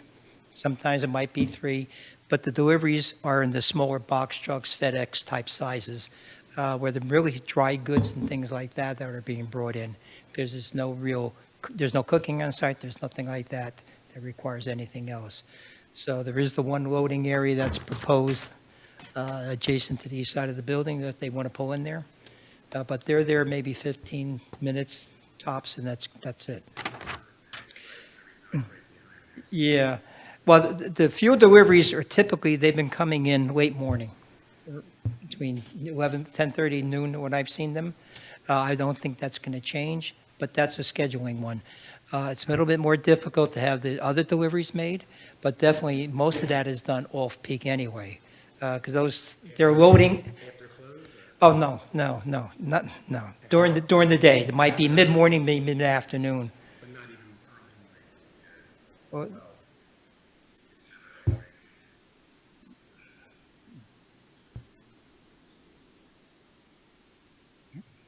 You're welcome. This is more a question for the engineers. And there's a unique situation with the location being close to a lot of school children, Campbell, St. Francis. No other commercial is as close to any other school in the town. And I don't know the thought process behind how these laws were established years ago, but that obviously should be taken into account. But my point is, was there any studies done that can be commented on where a location such as this that may have had a school so close to that and a change in use and the impacts it may have had?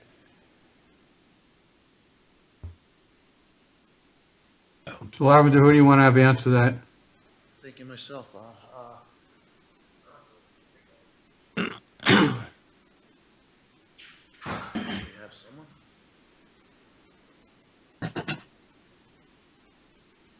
No, I don't know of any studies that would have been done comparing what we're proposing here to something else that functioned in another area.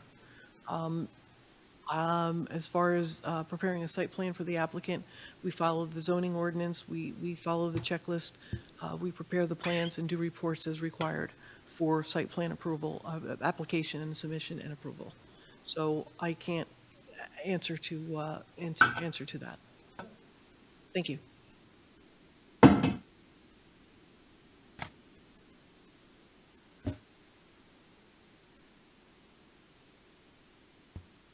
On the one or two more, as far as the environmental piece, even though it's going to be the same owner, what kind of environmental updates, codes need to be met with the change in the use, or the fact that, I guess that's it in a nutshell. I guess I could probably answer that one. You want to? Yeah. This property has no environmental restrictions associated with it. It's not bounded by wetlands or a stream. There's no flood hazard areas to contend with. So as far as the environmental issues that you would have to address during a development or redevelopment of a site, did not pertain to this site because there are no such issues. We did ask for a waiver for the submission of an environmental impact statement, and that is presented before the board just for those reasons.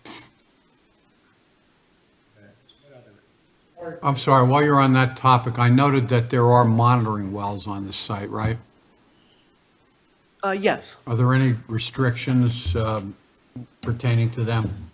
not that I know of.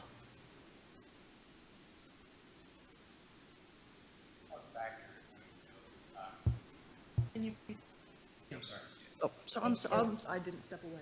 How far back does it, I didn't have a good conception from where I was, can't see that well from here, as far as with the parking spaces and where they're going to be. If I'm looking at the existing structure, you're getting rid of the bays that are being used for the work, and you're going to create a convenience store.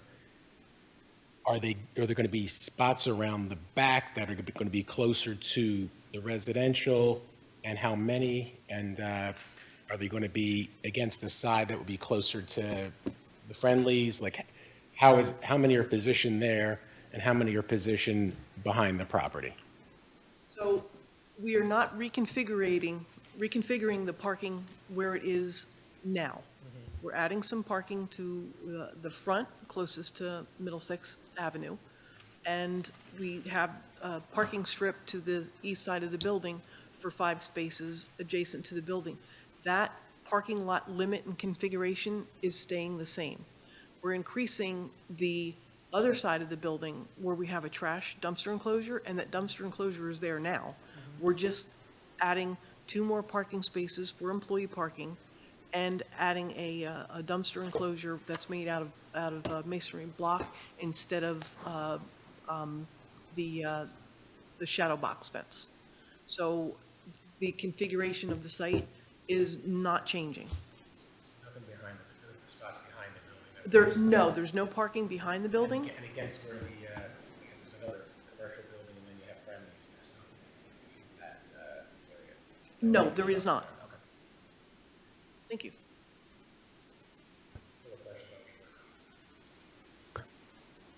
Any other questions from the public at this time?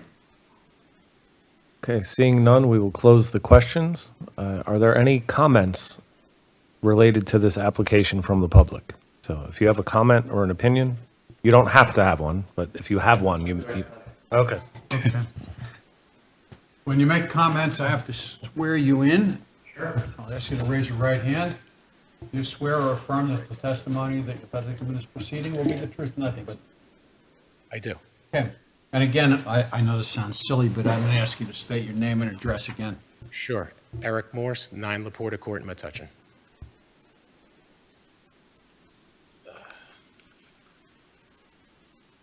If it comes to aesthetics, the changes that are proposed, one can't argue. I use the gas station. I've been a resident of Metuchen since 2011, and I've lived at my current location since April of 14.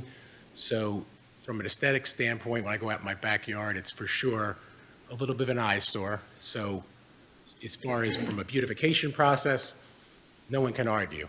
But I feel some of the detriments that are affecting myself, the neighbors on my court, and the public that would pass by that area has been given short shrift, and I think should be put into the record.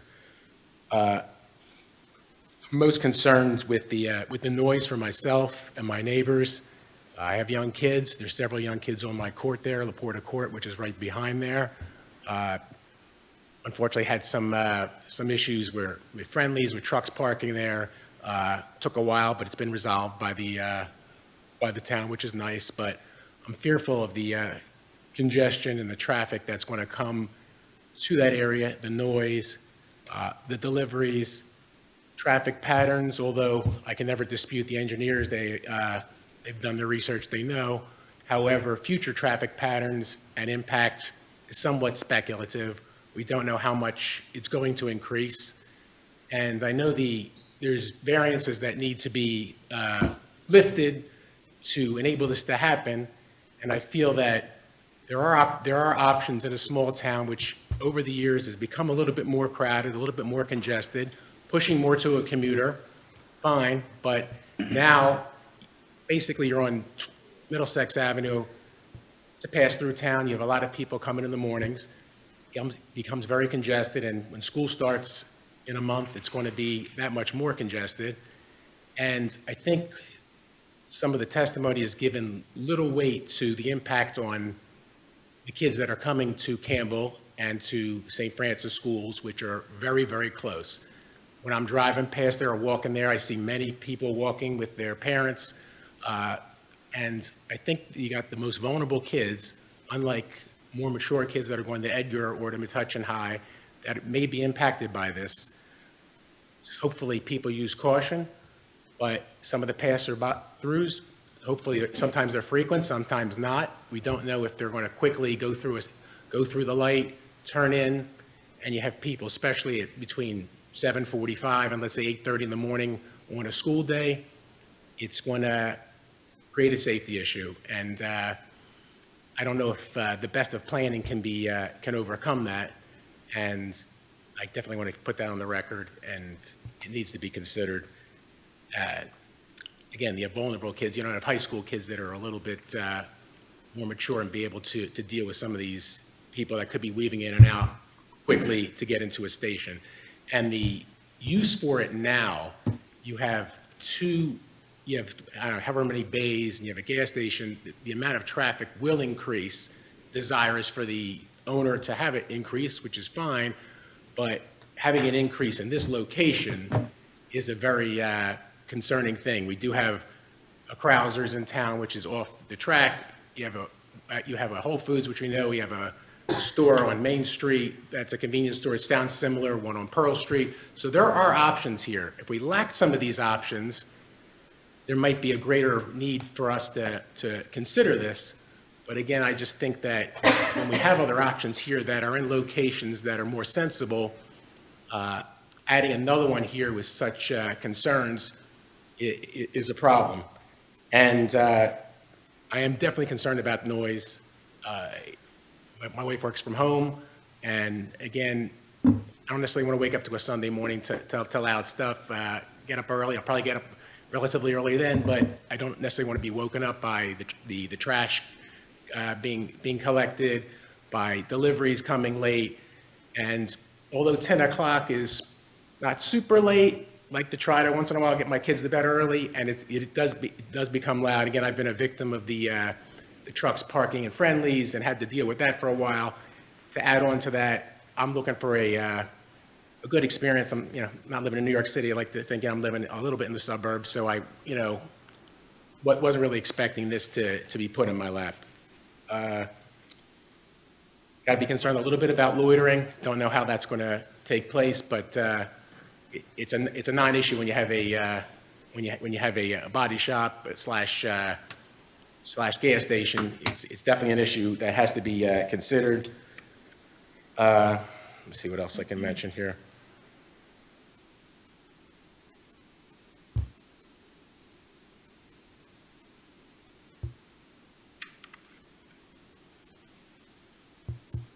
Again, we don't have any idea of the increase in the traffic pattern and the reasons that these laws were put into place. Again, I don't know. I did not study on how that came to be long ago, but the fact of the location of it being maybe a block and a half max from Campbell School, less to St. Francis, I think makes a huge, has to be considered when deciding on weighing the benefits against the detriments of adding here. And very close here with to the court, whether it be hopefully no environmental impacts, but definitely from noise, lighting issues. I feel that the board should seriously consider that, and consider we have other options in the town to add to that. I see the biggest benefit being to get rid of a possible eyesore, to make it a prettier spot that passersby would go to. I don't know if there's enough public good to have goods and services that can be obtained in other locations that are not so far. You have a bagel pantry across the street, the market, the Krausers I've mentioned. There's a lot of options, and as well as Main Street. It just doesn't seem to me that the benefits outweigh the detriments. Thank you. Thank you. Are there any other comments? Seeing none, we will close that portion. Do you have any final thoughts before the board Mr. takes Chairman, action? and your board members and your professionals, and not to be forgotten, Joanna, thank you for helping our office and making this a smooth process. Thank you all. We heard a lot of testimony. There was a couple concerns if the board took a positive action that seemed to need to be captured. One of them was resolve of the bike racks. The other was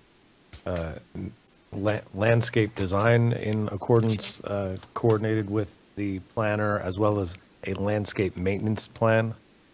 And I don't think there were others.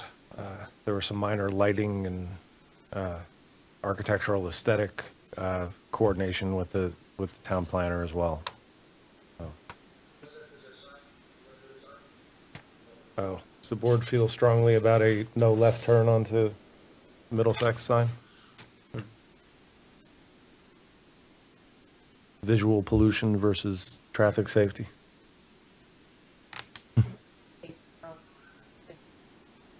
Yeah. I think our engineer wants a sign. Right? Yeah, that's fine. Yeah. Yeah. So, I think it was a very well presented application. Thank you. Thank all the professionals. I think the planner at the end made the case for why the the improvements do outweigh any concerns. So I'm very positive on this, so. I'm sorry, Go can I ahead. just ask if we could clarify, are there any recommendations or requirements in either of the two review letters that you don't agree with? I do not believe so. As a general rule, we incorporate those by reference into the resolution. So if there are none, then the resolution will indicate that the applicant would comply with all of the recommendations and requirements in the two review letters. I have for notes, just for the board, for conditions, maintaining the landscaping, moving the bike rack from the rear to the corner of the building, the no exit signage left out of the eastern Middlesex driveway. Going to slow my weekends down. And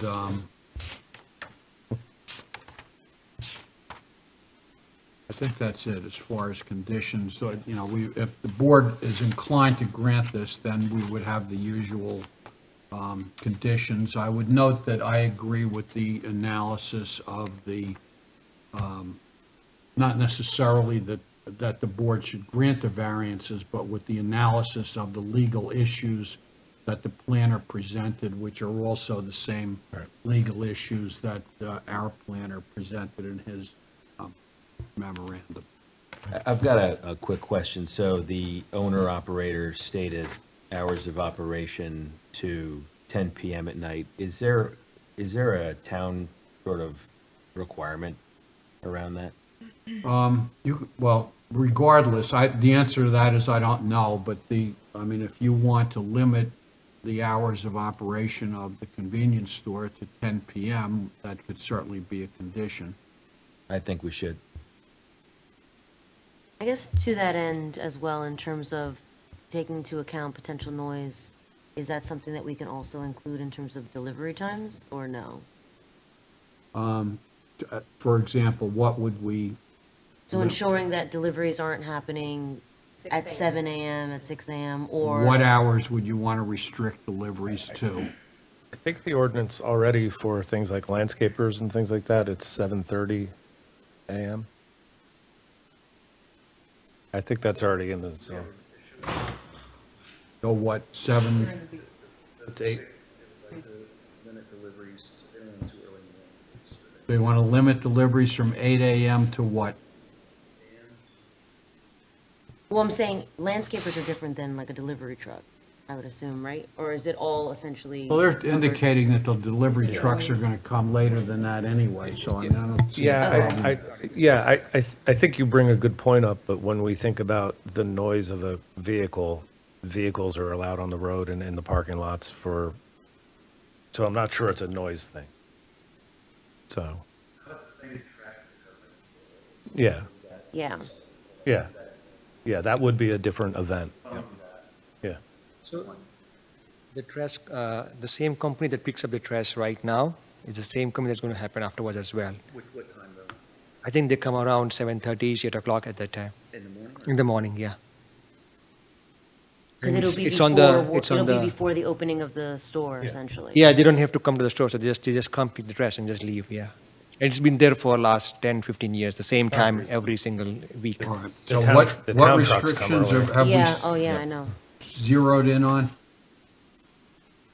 I think the only thing we just pushed for was a 10 PM Close. close. 10 PM close, and that's And it? there's no garbage pickup late at night, right? No, It's just all in the morning? No, it's all happens on once a week in the mornings, yeah. Got it. Yeah, once a week only, yes. Okay, Okay. so nothing else? Just the 10 PM close? Yep. Okay. Someone like to make a motion on this one? Motion to approve. Second. Second. Ms. Delgado? Yes. Mr. Johnson? Yes. Mr. Rabinowitz?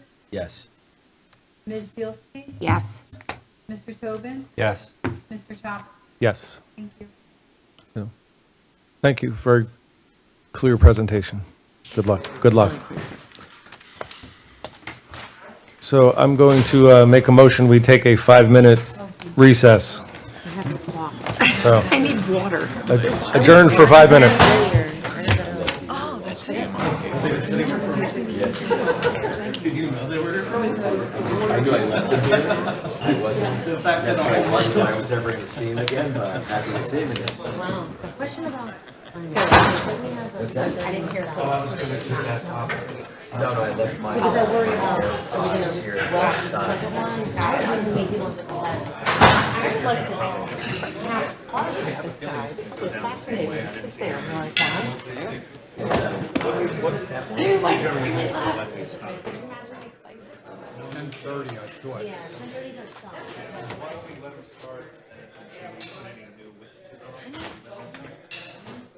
Yeah, I think that's fine, but I expect, what time is it? We should be done by 10:30. That's all it is the sun. I'm thinking it's more like your general 15-minute rule. Yeah.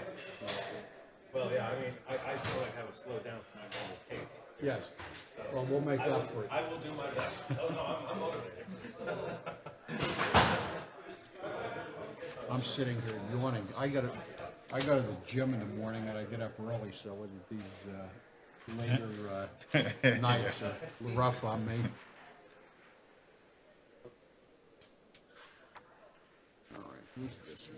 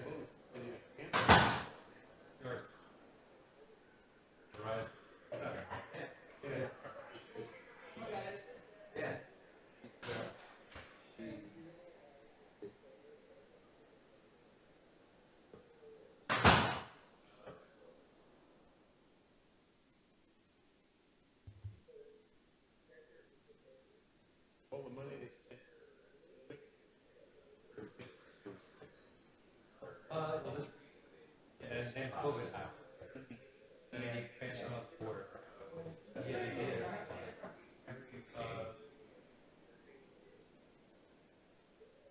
Hello, sir. She got a 9:30 a.m. move-in slot. Okay, good. She found out when her, yeah. She was great on the phone. I'll get it. No one's telling me where Yeah. Get a show before that. I don't want to go now, so excited. But I appreciate it. I just was feeling dry, like, and I have nothing to drink. Oh, it's so bad. Okay. All good. She was lovely. It was like instant, it was like instant ease, like walking the house and her wife. Yeah, it's great. I appreciate it very much. Thank you. Thank you.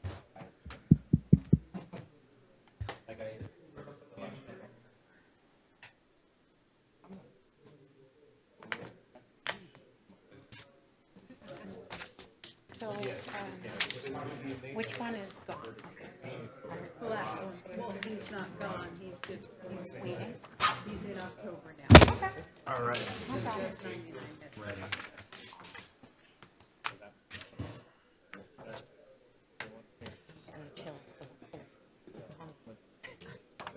Everything's hitting all ends, like falling apart. So stressful, my dog was like, my dog needed emergency surgery today. And yesterday, I got like 3 hours sleep because I was so upset. What do you do? Can't take the day. No, I can't. I'm working on 4 hours of sleep. And then like, it's not planned that way because I should have eaten something, but I was late from work. Directly in the storming. Oh my. Had an impossible long for lunch. I love those things. Bacon. I'm allergic to beef. Not a vegetarian thing. I'm just allergic to beef. So I love the impossible offer because it makes me feel like I'm eating a burger. He never operated. No, just bacon. Bacon and I want all the lettuce and stuff on it. The kids asked for chicken and waffles today, which means Namkeen. That's like my favorite place. Yeah. So I was like, maybe we'll do that tomorrow night. My dog comes home tomorrow, hopefully, if he has a smooth night tonight.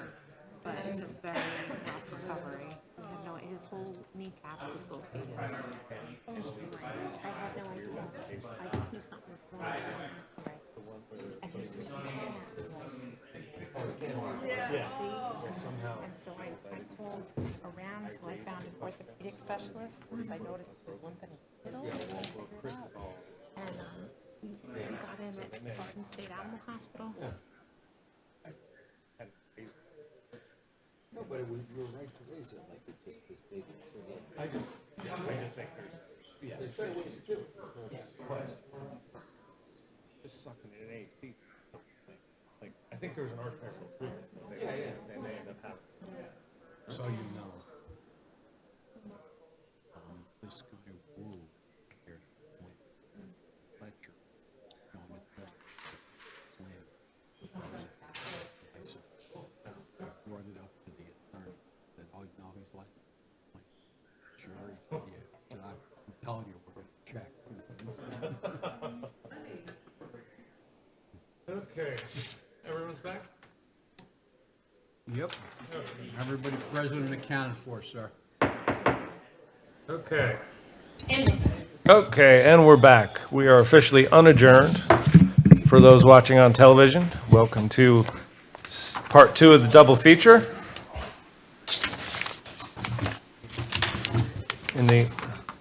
In the history of my career on the zoning board, never did I think we would have 2 different gas stations in one evening.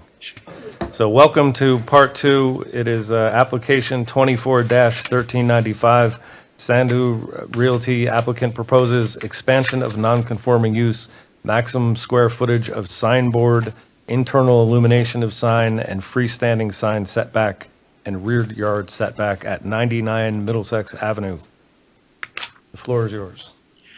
Thank you, Mr. Chairman, members of the board. My name is Bernard Shire with the firm of Convery and Shire, representing the applicant, Sandu Realty LLC, the operator of a gasoline service station located at 99 Middlesex Avenue in the R4 zone. It's known as Block 36, Lot 3 on the tax map.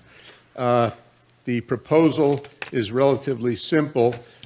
We are looking to eliminate one freestanding sign and erect a freestanding 8-foot 2-inch sign which is electronic to show gasoline prices. I've been through the voluminous planner's report with my client, and I think I can eliminate a lot of the issues set forth in there. As far as the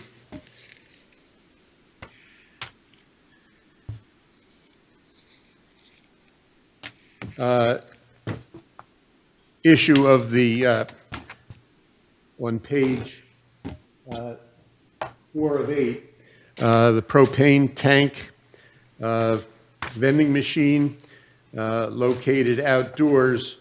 The fire marshal was there, or the fire inspector was there today, and my client advised he would put this behind the barrier, and the fire marshal indicated that was acceptable to him.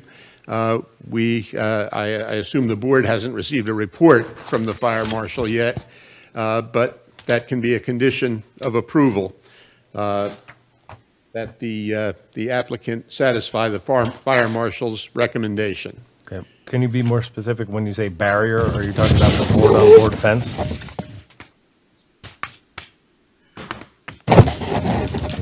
Sign him in.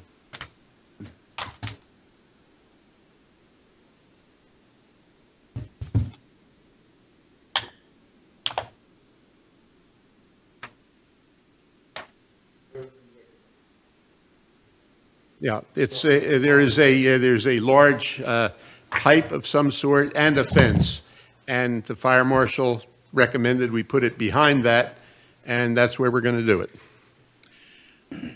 As far as the development and design standards on the same page, the board, the planner indicated that most of the exceptions were previously approved by the board. The only exceptions were pertaining to parking lot striping, which we agree to do, a handicapped accessible parking space, which we agree to,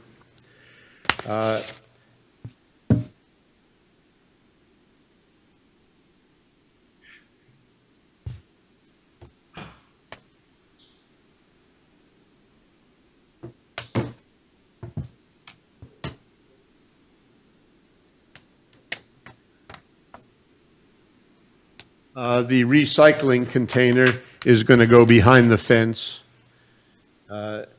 What specifically are you referring to at this point?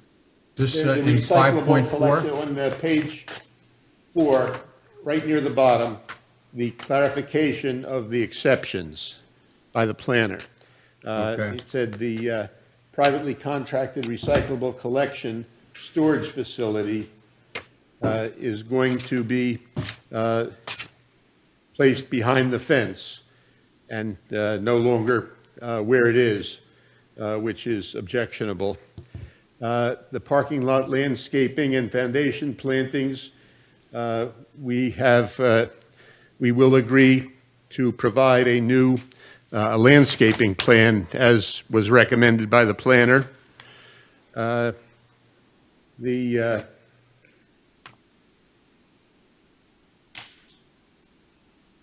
On page 6, the business operations remain the same as set forth in the 2014 resolution, 5 a.m. to 10 p.m. during the week and 7 a.m. to 10 p.m. on Saturdays and Sundays.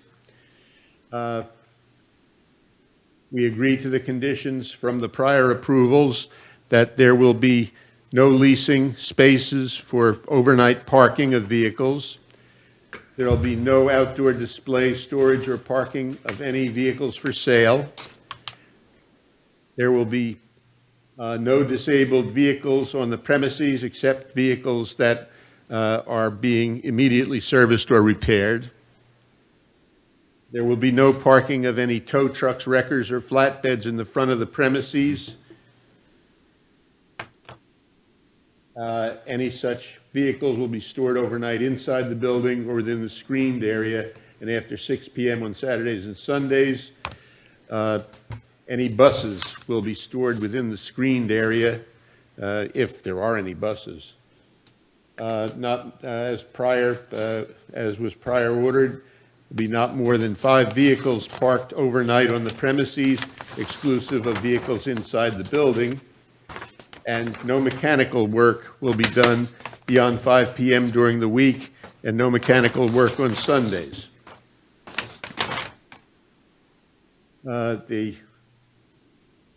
Also, the last line on page 6, there was an unplated vehicle observed along the right side of the parking. The applicant will move that out of there.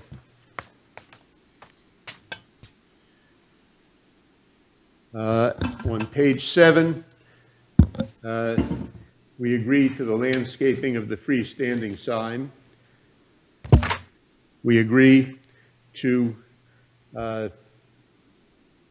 we will dim the electronic sign or shut it off when the station is not in operation.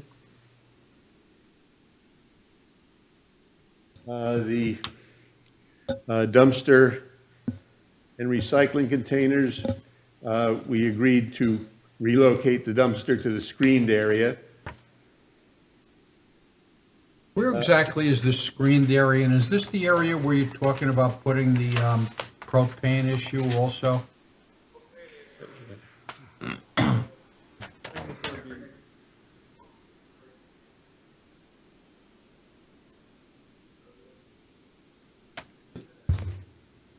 Can I just stop you for a second? Are you actually going to like present what My what client you want to can do here as answer opposed those to just questions. walking through the list? But I'm trying to eliminate the issues if I can. Okay. All right. But he will be able to tell you where exactly the propane tanks will be Okay. stored. We are going to complete the repaving project by striping the parking spaces, including a van-accessible parking space, an access aisle, and associated signage that's required for handicap parking. With regard to page 8, the broken sidewalk, curbing, and inlet will be fixed. We will repair and repaint the light post near the proposed freestanding sign. We will remove any broken railroad ties and white stone near the existing freestanding sign. We'll remove the base of flagpoles and add landscaping along the front of the property. The existing trees, I'm sorry, that's already been done by the Shade Tree Commission. By the way, while we're on the Shade Tree Commission, do you have their letter? Yes, I do. Okay, do you agree with removing those trees? I would like to address that to the board. Okay. That's one of the issues. Okay.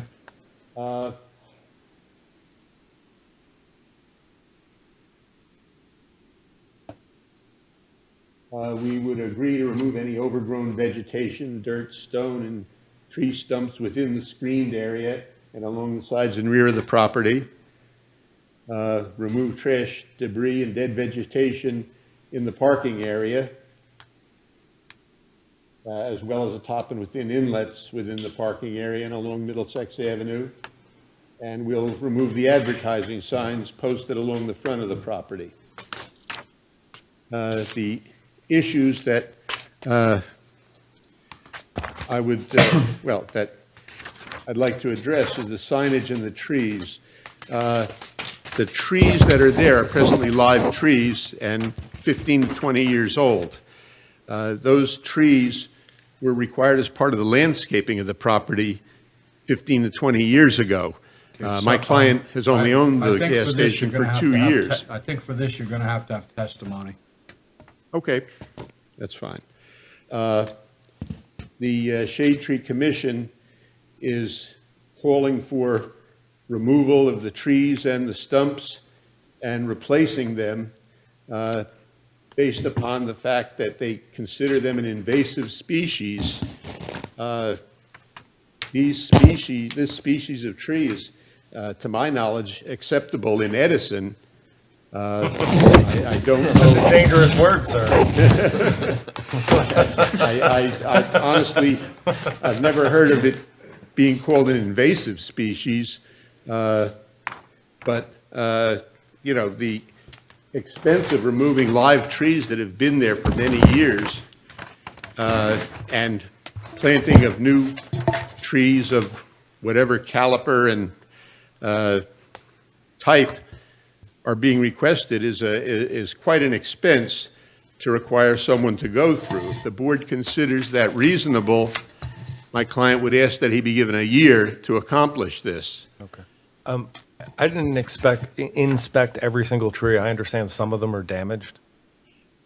I have, we have photos of the trees. Okay, no, we don't. We'll have to, I'll bring testimony yeah. in front of the board as far as the trees are concerned. As far as the signage, we're proposing an 8-foot 2-inch sign, electronic, to show gasoline prices. My knowledge of gas stations and looking right across the street, most electronic signs at gas stations are 12 to 15 feet high, some considerably higher on major highways. The planner's report recommends a sign 5 feet 6 inches in height. That is 8 inches shorter than me and is not readily visible approaching the gas station from the railroad side. This gas station is between, I believe, the Elks Lodge and the railroad property. Across the street is a law office and several residences. This is a state highway, Route 27, and the key to gas stations are required to show their gasoline prices to motorists, and if you can't see it until you're right on top of the gas station, it creates a safety hazard. So we're asking for a sign that is only 2 feet 8 inches higher than the planner's report recommends, and this will be visible. So it seems to be a reasonable request in light of where this gas station is located. It's certainly not in the middle of all residences. But in any event, unless the board has any preliminary questions, I'm ready to proceed. Okay. Chris, the recommendation for difference in size, is it to be more in line with the ordinance, or? Sorry, can you repeat the question? The difference in opinion about the sign sizing, is it based on sight lines or ordinance? Well, I guess I'll start with the recommendation for, well, actually, I'll start with the ordinance requirements. This is a business in, I'm sorry, what zone are we in? R4. R4? R4. I think that's residential. So business signs in residential zones, I believe, are limited to 3 square feet. So for that context, I think everything about the sign's not So conforming. that was most likely written for South Main Street with dentist offices. Correct. And things like that. So for purposes of, given that this is a non-conforming use in a residential district, I think it's not unusual or, I don't think it's a big ask to request that the sign be residential in scale. As you know, since 1959, the borough has been proud of making sure that it preserves its residential character, and part of that is making sure there's less conflicts between non-residential uses and especially within residential districts. I don't think proposing or substituting clearly a highway-oriented sign, which might be appropriate in Edison, but be more in scale of what already exists and was approved by this board not more than 10 years ago, is an appropriate substitution. Or the other solution is not have a second sign. Well, I mean, there's an aspect of this where I actually admire the fact that they used to have 2 signs. Yeah. And that they're consolidating 2 separate things into one piece of infographic. To be clear, that second sign did not get a permit. Well, but there's essentially two businesses that would deserve up to two signs. But the signage is only associated with one business. Right.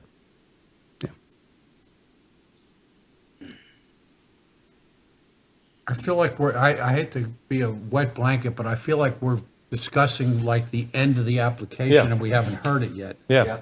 Yep, yep. Thank you. So, I just wanted the board to know certain things that the applicant does not contest whatsoever in the planner's report, so we can perhaps limit. so if I heard, testimony we if have I to go heard your through. rundown and made notes correctly, the only things you take issue with the planner's report is the sign dispute itself and the landscape. Right. Everything else would be compliant. Yes, sir. So now let's hear your application. All right. Mr. Santu?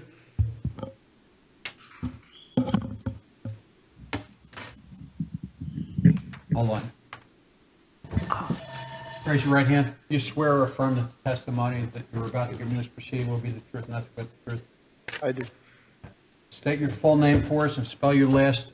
Dilbag Sandhu, last name S as in Sam, A as in Adam, N as in Nancy, D as in David, H as in Henry, U as in uniform. And is Sandhu Realty LLC, is that it says it's the owner of the property. Is that who the actual record owner of the property is? Yes, Sandhu Okay. Realty, yes. And you're the, the member or managing member of the LLC? I am the owner and my brother is here. Okay, Yes. all right.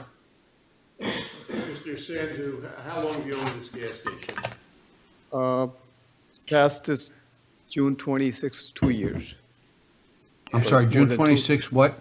June 26, we complete 2 years. This year? Yes, this year.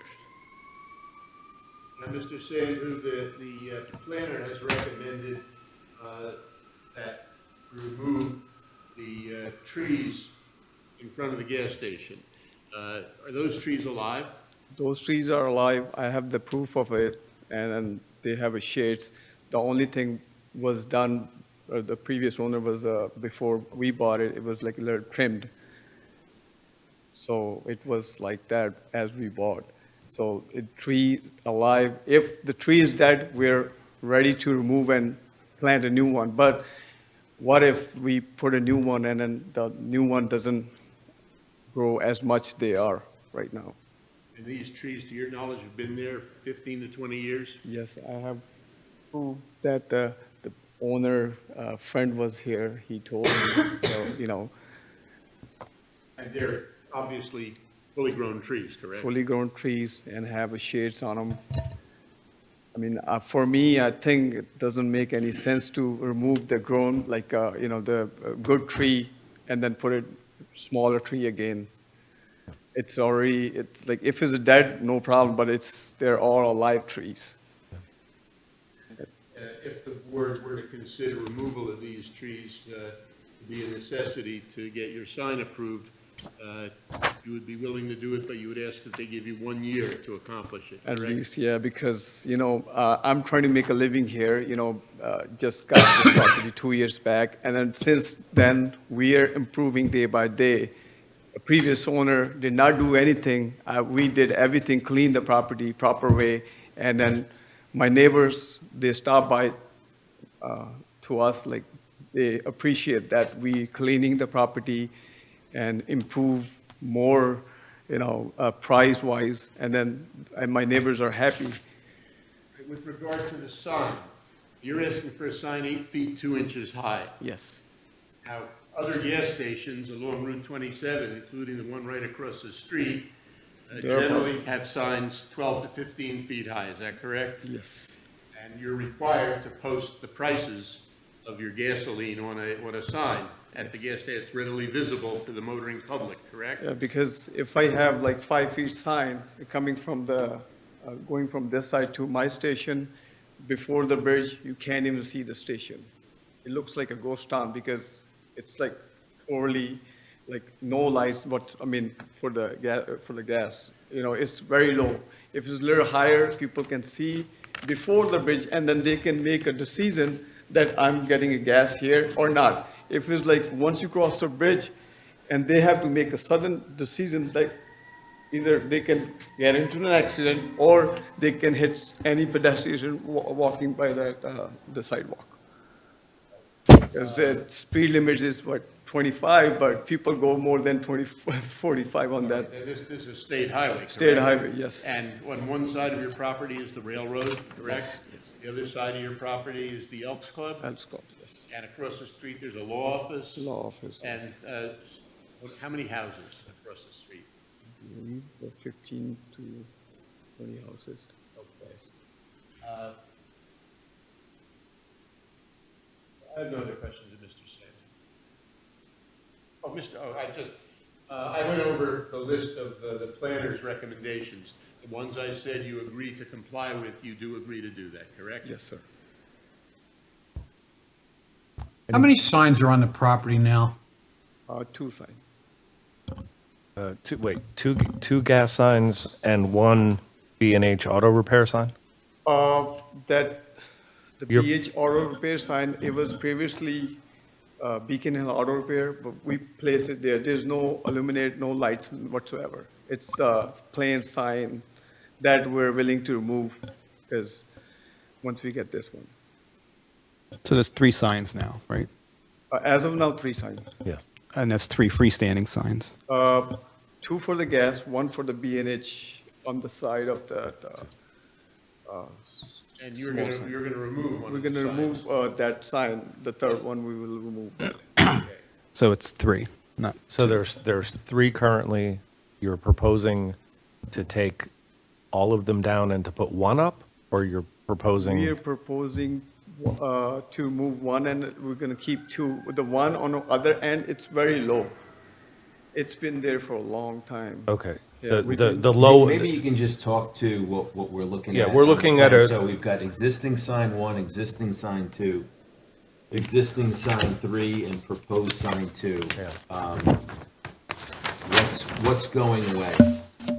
B&H Auto, that sign is going away. Sign 3. Okay, so existing sign 1 on the plan says Delta, regular cash, regular credit. Is that staying? Yes, it's staying. Okay, there's another pole-mounted sign that just says regular cash, regular credit. Is that staying? Yes, 2 signs for the gas is staying. Okay. And there's a proposed third sign for gas? No. That's, I don't have, What is to be removed under the one that says existing sign 2 mean? I can't fathom why we moved to kind of keep the low one, put a new high one here. Oh, they want this. can I have this here? Well, when they already have.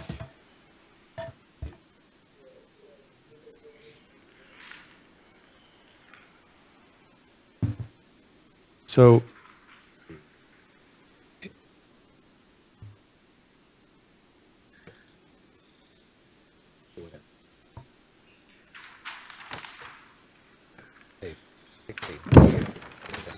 They haven't installed it. Yeah, it's I thought originally that there was This going to be one's one staying. sign at the end, but I think the idea is that there will be These, 2. it says to be removed. Oh, okay. And then these 2 go, and this is the new one. This is what All right, hold on. Right. Existing So sign these 1 two right is going to here. be, no, sorry. Yeah, this one.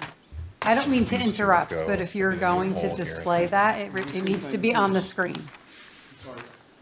Just like we did for the previous applicant. Any displays must be displayed on the screen. We are streamed, and the cameras cannot get that visual. Okay, well, you could just, from the plan, Yeah, I'm not sure we Yeah. can comply with this 3 one. signs shown, correct? Yes. All right, what is on the sign that is going to be removed? This existing sign will be removed.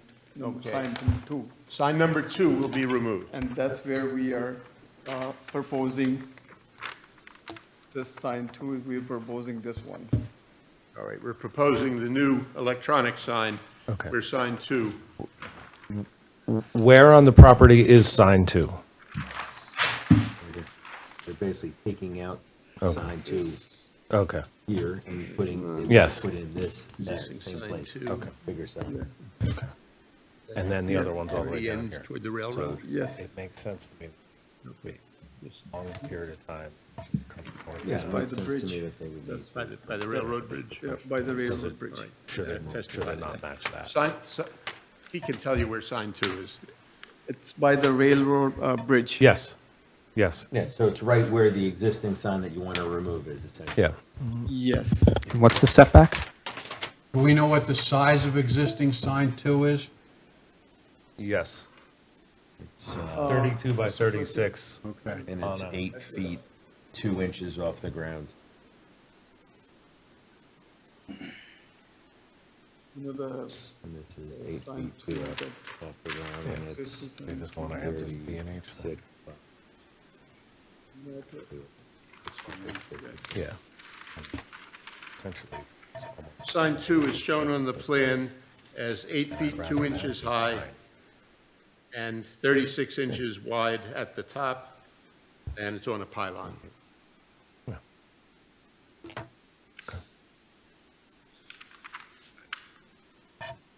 And the informational part of the sign is 32 inches in height. And the pylon is 5 foot 6 inches, shown on the plan. Right.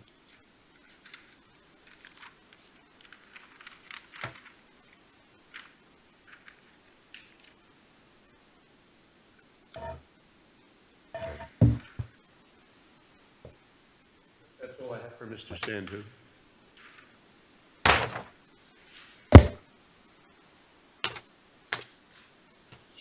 Okay.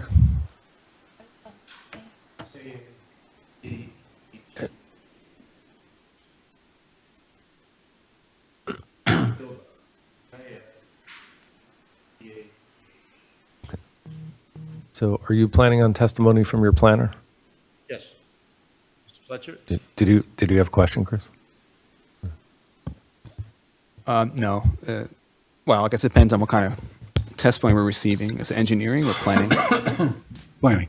So I have a question regarding engineering. What's the setback of the proposed sign?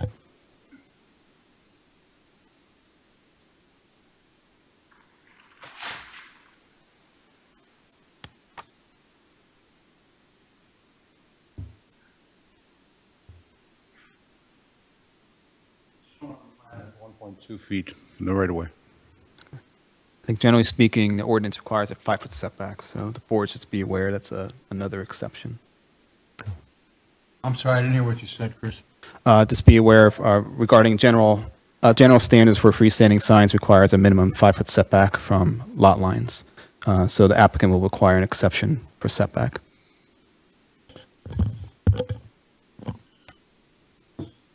Yes. Because I've been writing everything down. I think you said 8-foot switch. Yes.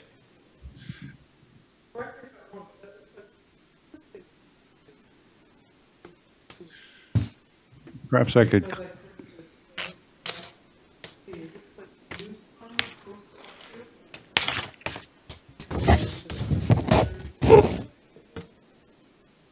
if I may, I have a full-size plan.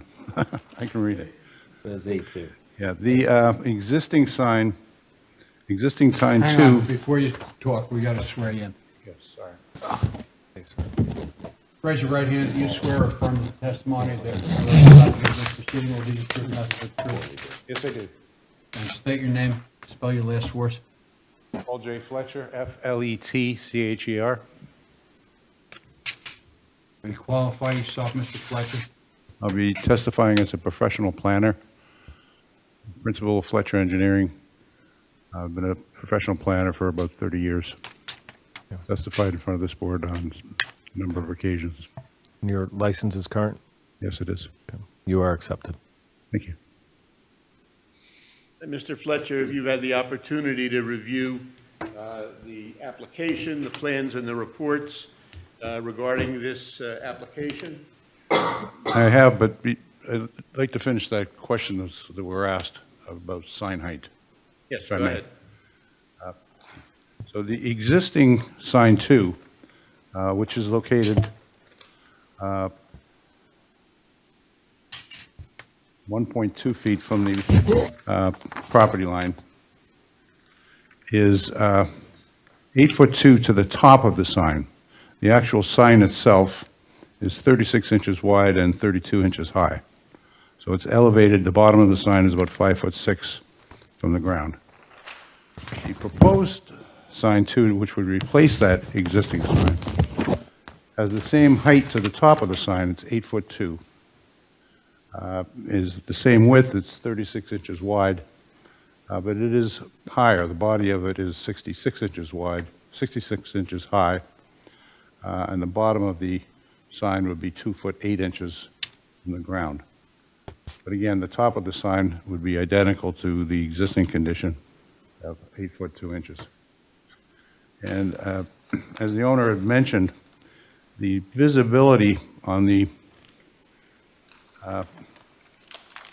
traffic in the northbound direction coming over the bridge, it's very difficult to see onto the site. The proximity of this sign and the narrowness, essentially, the proximity to the right-of-way line allows it to be seen as traffic approaches the gas station. And it does give the driver who is looking a little bit more time to choose, to decide, yeah, I'll stop here for gas. So it can be a safety issue. This would enhance the ability for the public, the traveling public, certainly coming in that direction, to see the prices. Aren't there's two parts to the proposed sign, right? There's the price for the gas, and then there's the B&H Auto Repair below that, right? Yes. So the gasoline prices as compared with existing sign 2, in other words, you got existing sign 2 and proposed sign 2. Is the size of the proposed sign, how does that compare if we exclude the B&H Auto Repair part at the bottom?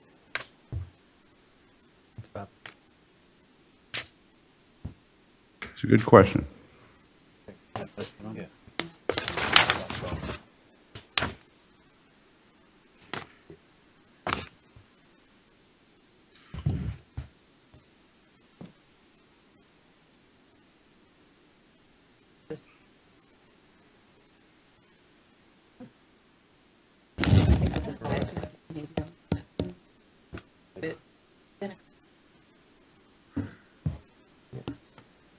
Pretty much.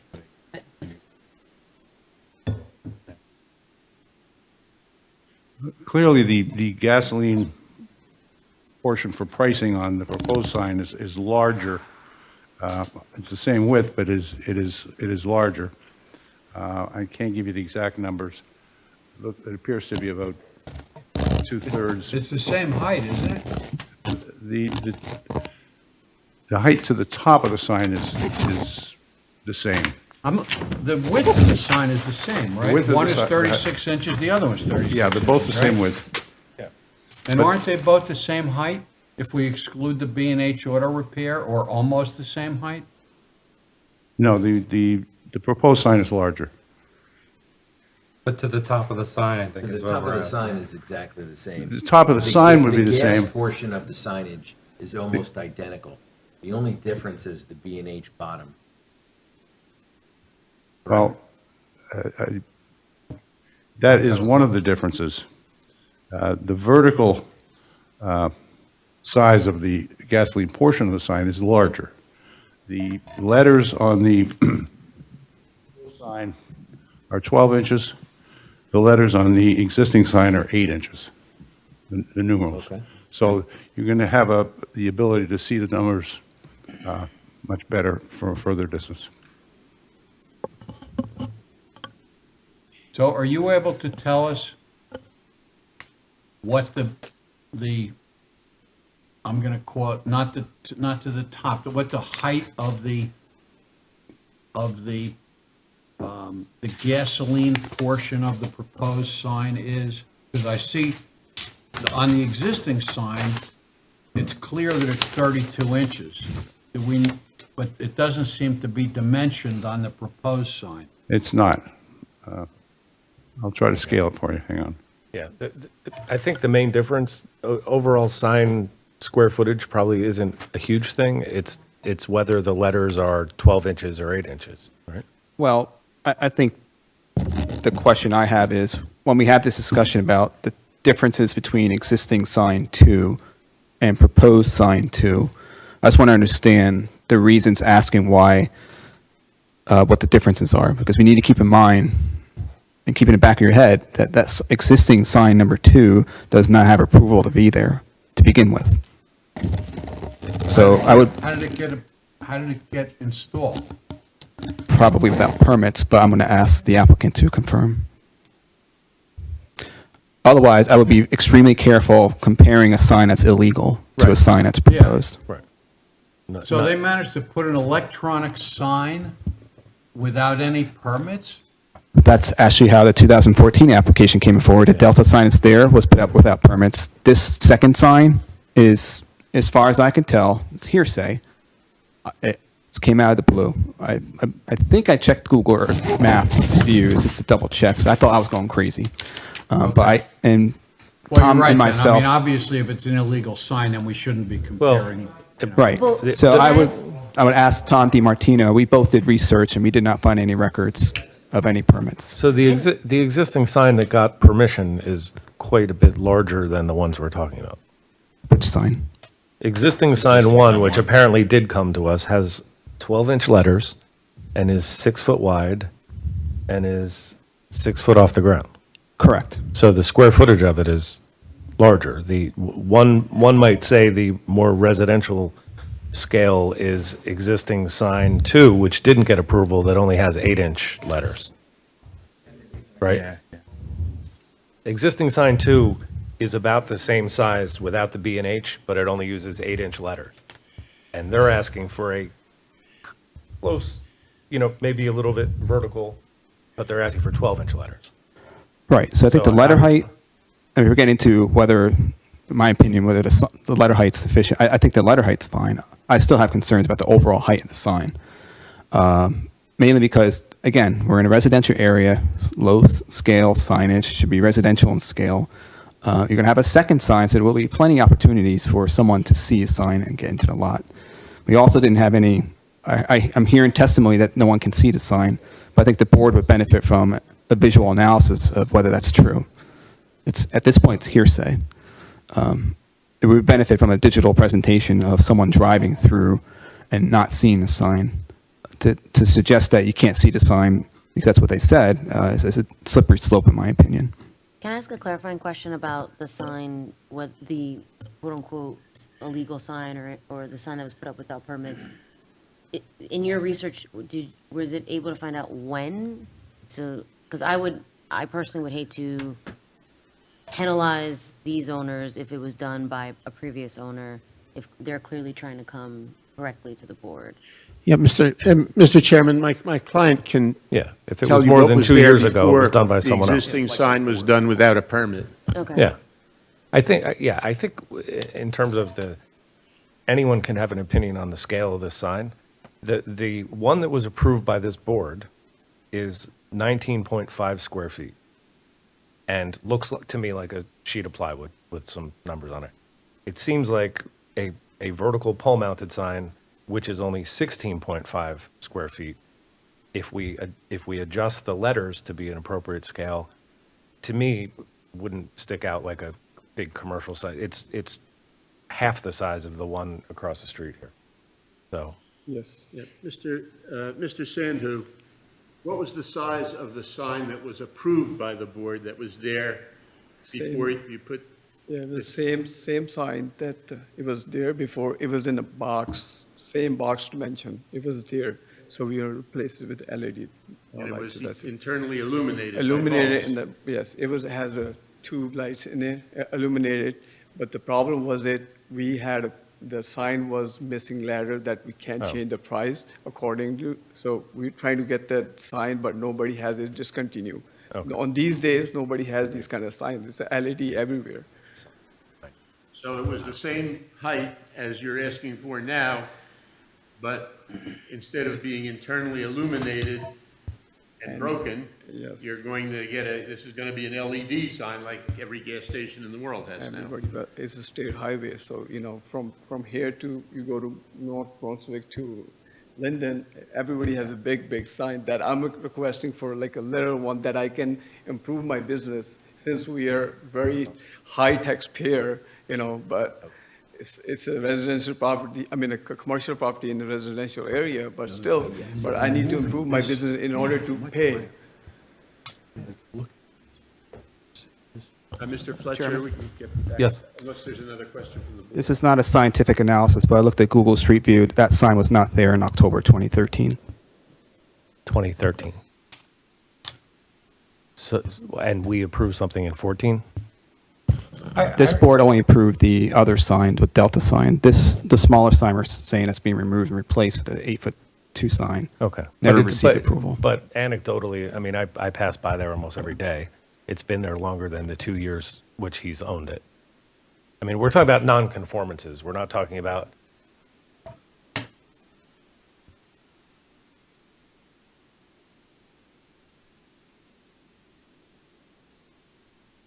So I'm seeing on Street View in June 2022, there was a sign that looks like non-electronic. Okay, and then in 2024, this Street View shows the current electronic sign. That's what I'm seeing. That's correct. Right, so that sign did not get a permit either. So the non-electronic one, did that require a permit? Yes. Okay. And it did not. Okay, gotcha. Which one, are we talking about the B&H Auto Repair one now? The gasoline price signage. In 2013, there was no sign there. Okay. Following that, which might have been after 2014, when this board reviewed the other sign, it was installed without permits. That sign was replaced recently, again without permits. And the applicant's proposing to remove that sign with a sign in the same height, which is not conforming. How about what's shown here, Chris, do you know about the B&H Auto Repair sign? Was that existing? Is that a legal sign? When did it get there? It's been there since at least 2007, so the board would have seen it in 2014. Yeah. There's kind of a past as prologue aspect to this in that the applicant is in many ways trying to visually declutter what's happening on the site. We just need to, and the rationale of having a northbound sign and a southbound sign does make sense because I know that property well. It's quite long. With my eyes, I can't read the sign on the other way.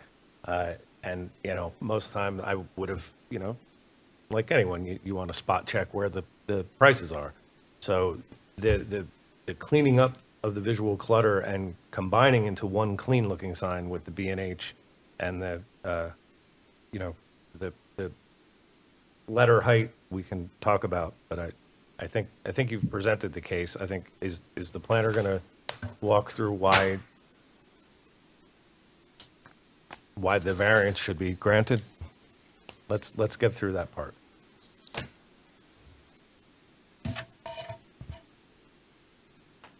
Skip, you want me to start?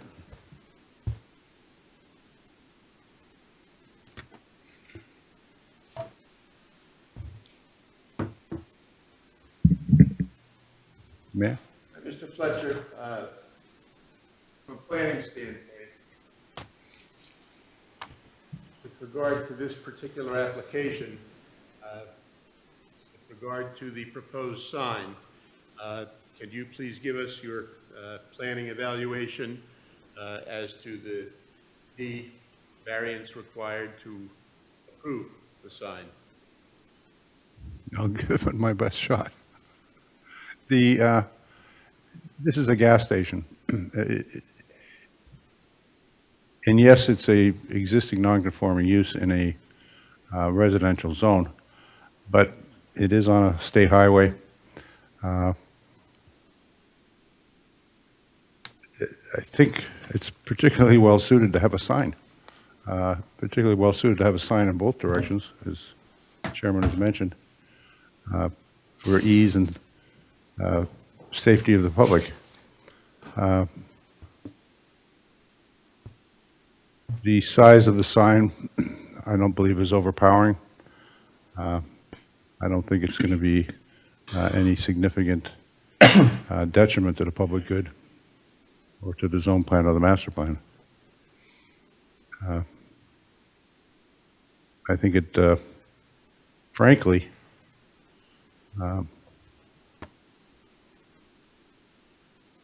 supports the public welfare, having visibility of the signage for a gas station when people are looking for gas prices as they're driving. And again, I see no detriment to the public good with this application. In light of the fact that this is on a state highway, the gas stations are required to post the price of gasoline so that motoring public can see it readily. Would it be a safety issue coming from one direction, north? You couldn't see the sign until you were right on top of the gas station. It could be, yes. So therefore, would it be the benefit of the public safety and welfare to have this sign at least 8 feet 2 inches tall as opposed to 5 feet 6 inches tall? Yes, for the northbound sign, yes, absolutely. And in light of the fact that this has been a gas station since forever and is on a state highway and is flanked by the Elks Building and the railroad, and across the street is at least one other commercial use, can the sign be granted without any detriment to the public health, safety, and welfare, without any detriment to the zoning and planning ordinance of the Borough of Metuchen? That is my opinion, yes.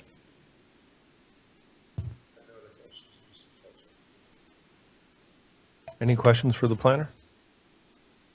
I have one question. So I drove by there today. Which of the buildings across the street is the law office? Because I mostly just saw like what looks like houses across the street. Manor, yeah. Yes, it's like a house. Oh, okay, gotcha. All right. Mr. Lavender's? In fact, it's Mr. Lavender's office. Oh. I thought that was on Amboy. Yeah. Maybe he's got 2 shingles on. Oh, it's not. Oh, okay. Said Mr. Lavender, not Mr. Okay. Yes, Mr. Lavender's on Amboy. Wander, I'm sorry, not Lavender. It's Larry Wander. Right. Wander, okay. Get to the bottom of this. Okay. If there's no other questions from the planner, do you have any? Right, that's the applicant's case. Okay, so now we will open up for any questions or comments to the testimony that's been given. Anyone in the public? Yes.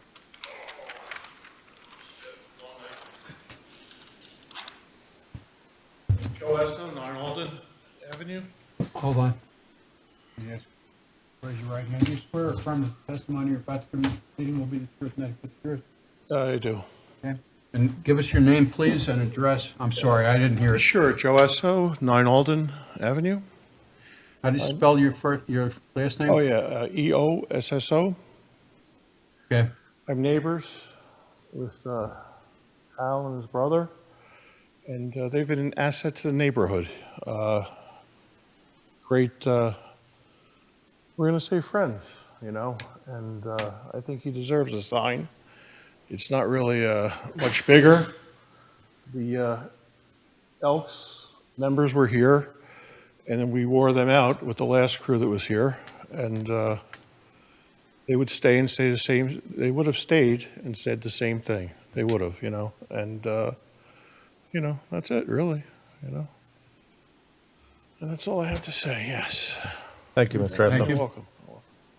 Thanks for waiting it out. Yeah, no, coffee and donuts, right? Yeah. That's fine.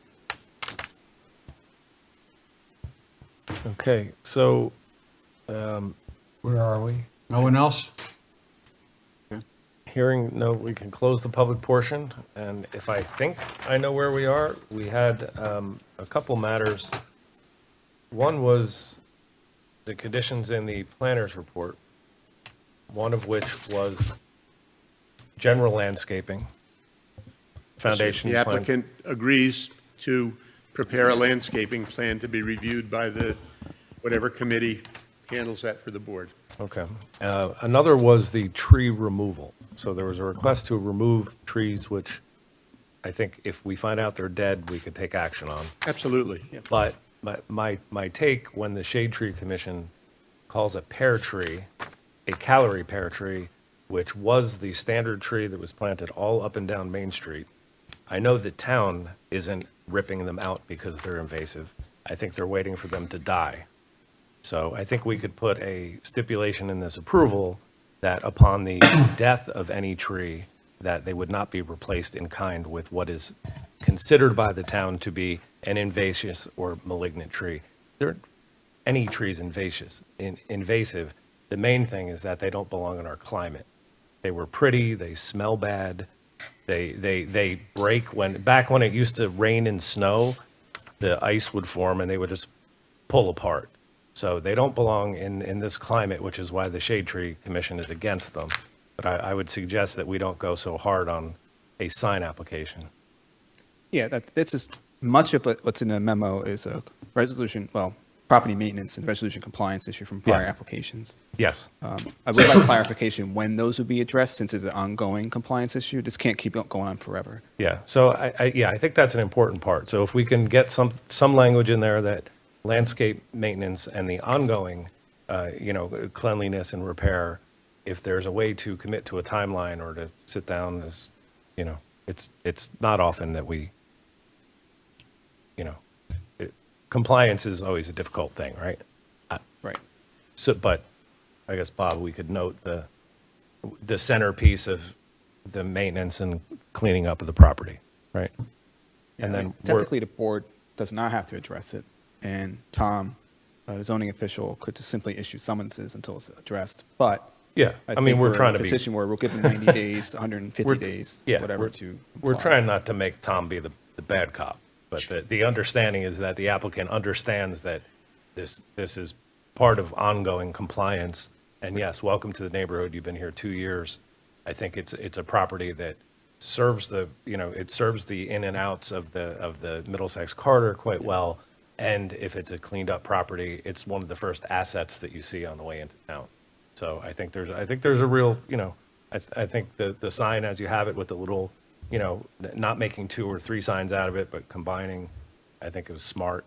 And I think if some of the other cleanup, the propane and other things would go a long way. And then, yes, we will unleash Tom on you if it.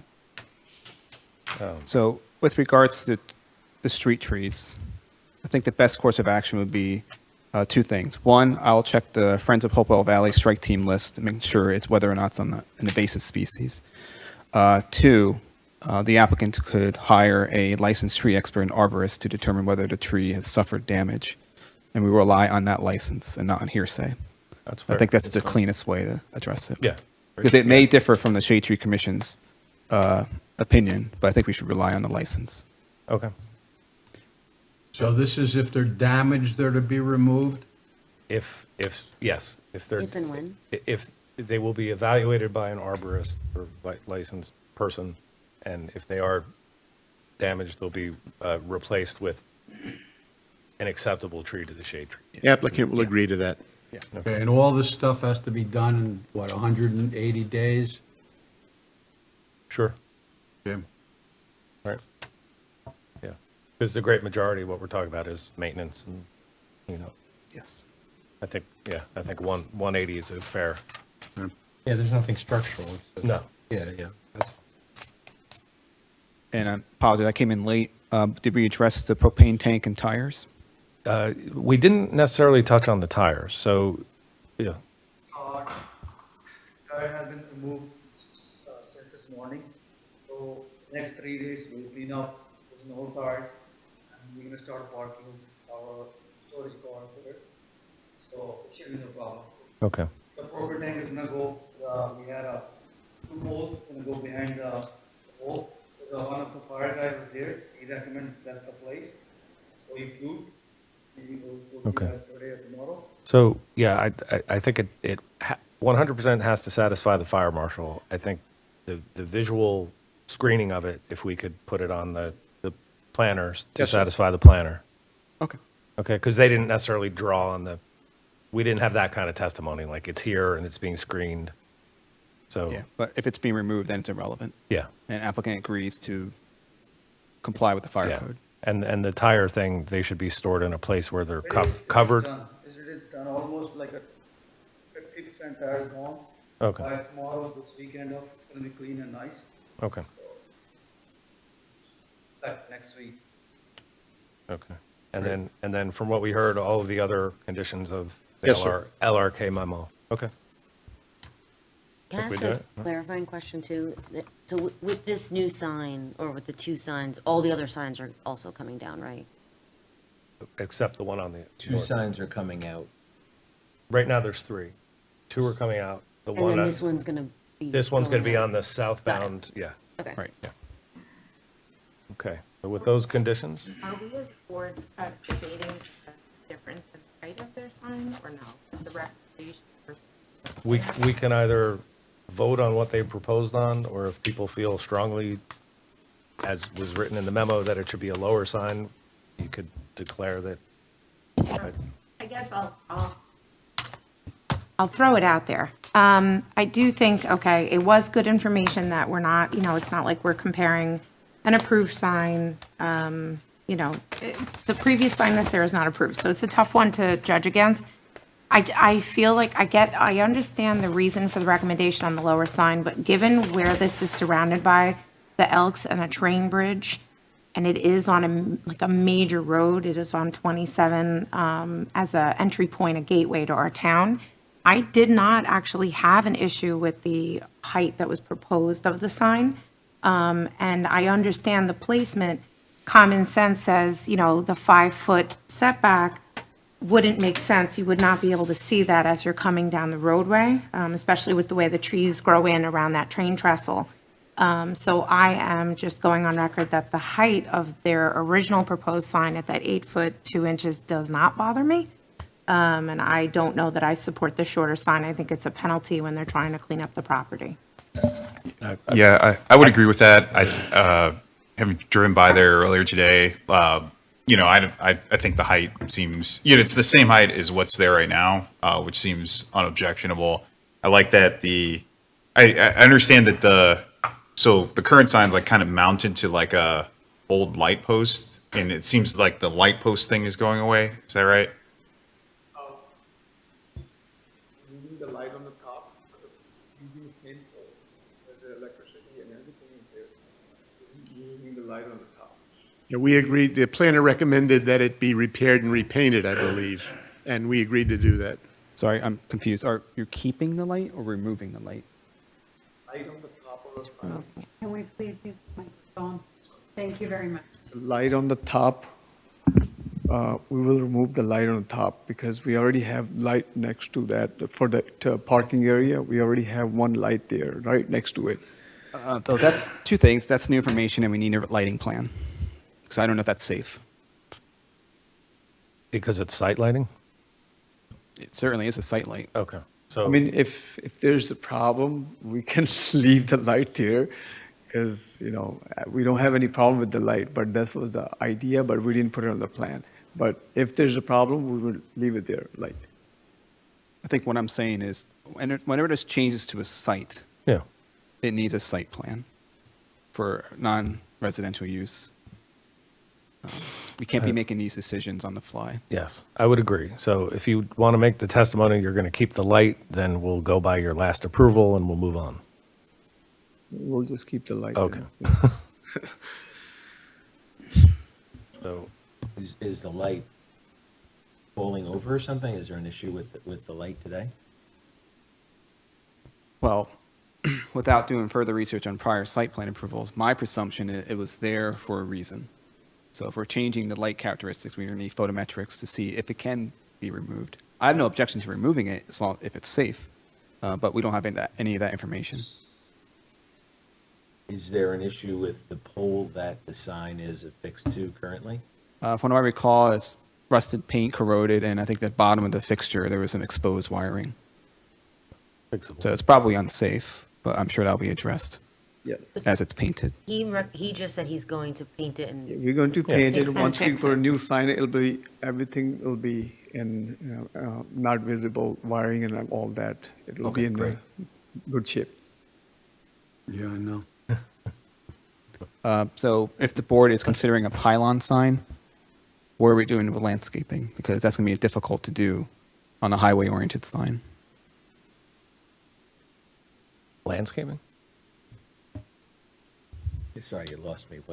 Oh, What's our issue? So part of the rationale for suggesting a lower sign is, again, a residential area, lower sign with double posts lends itself to a landscape bed, with whatever material you want to use for the foundation.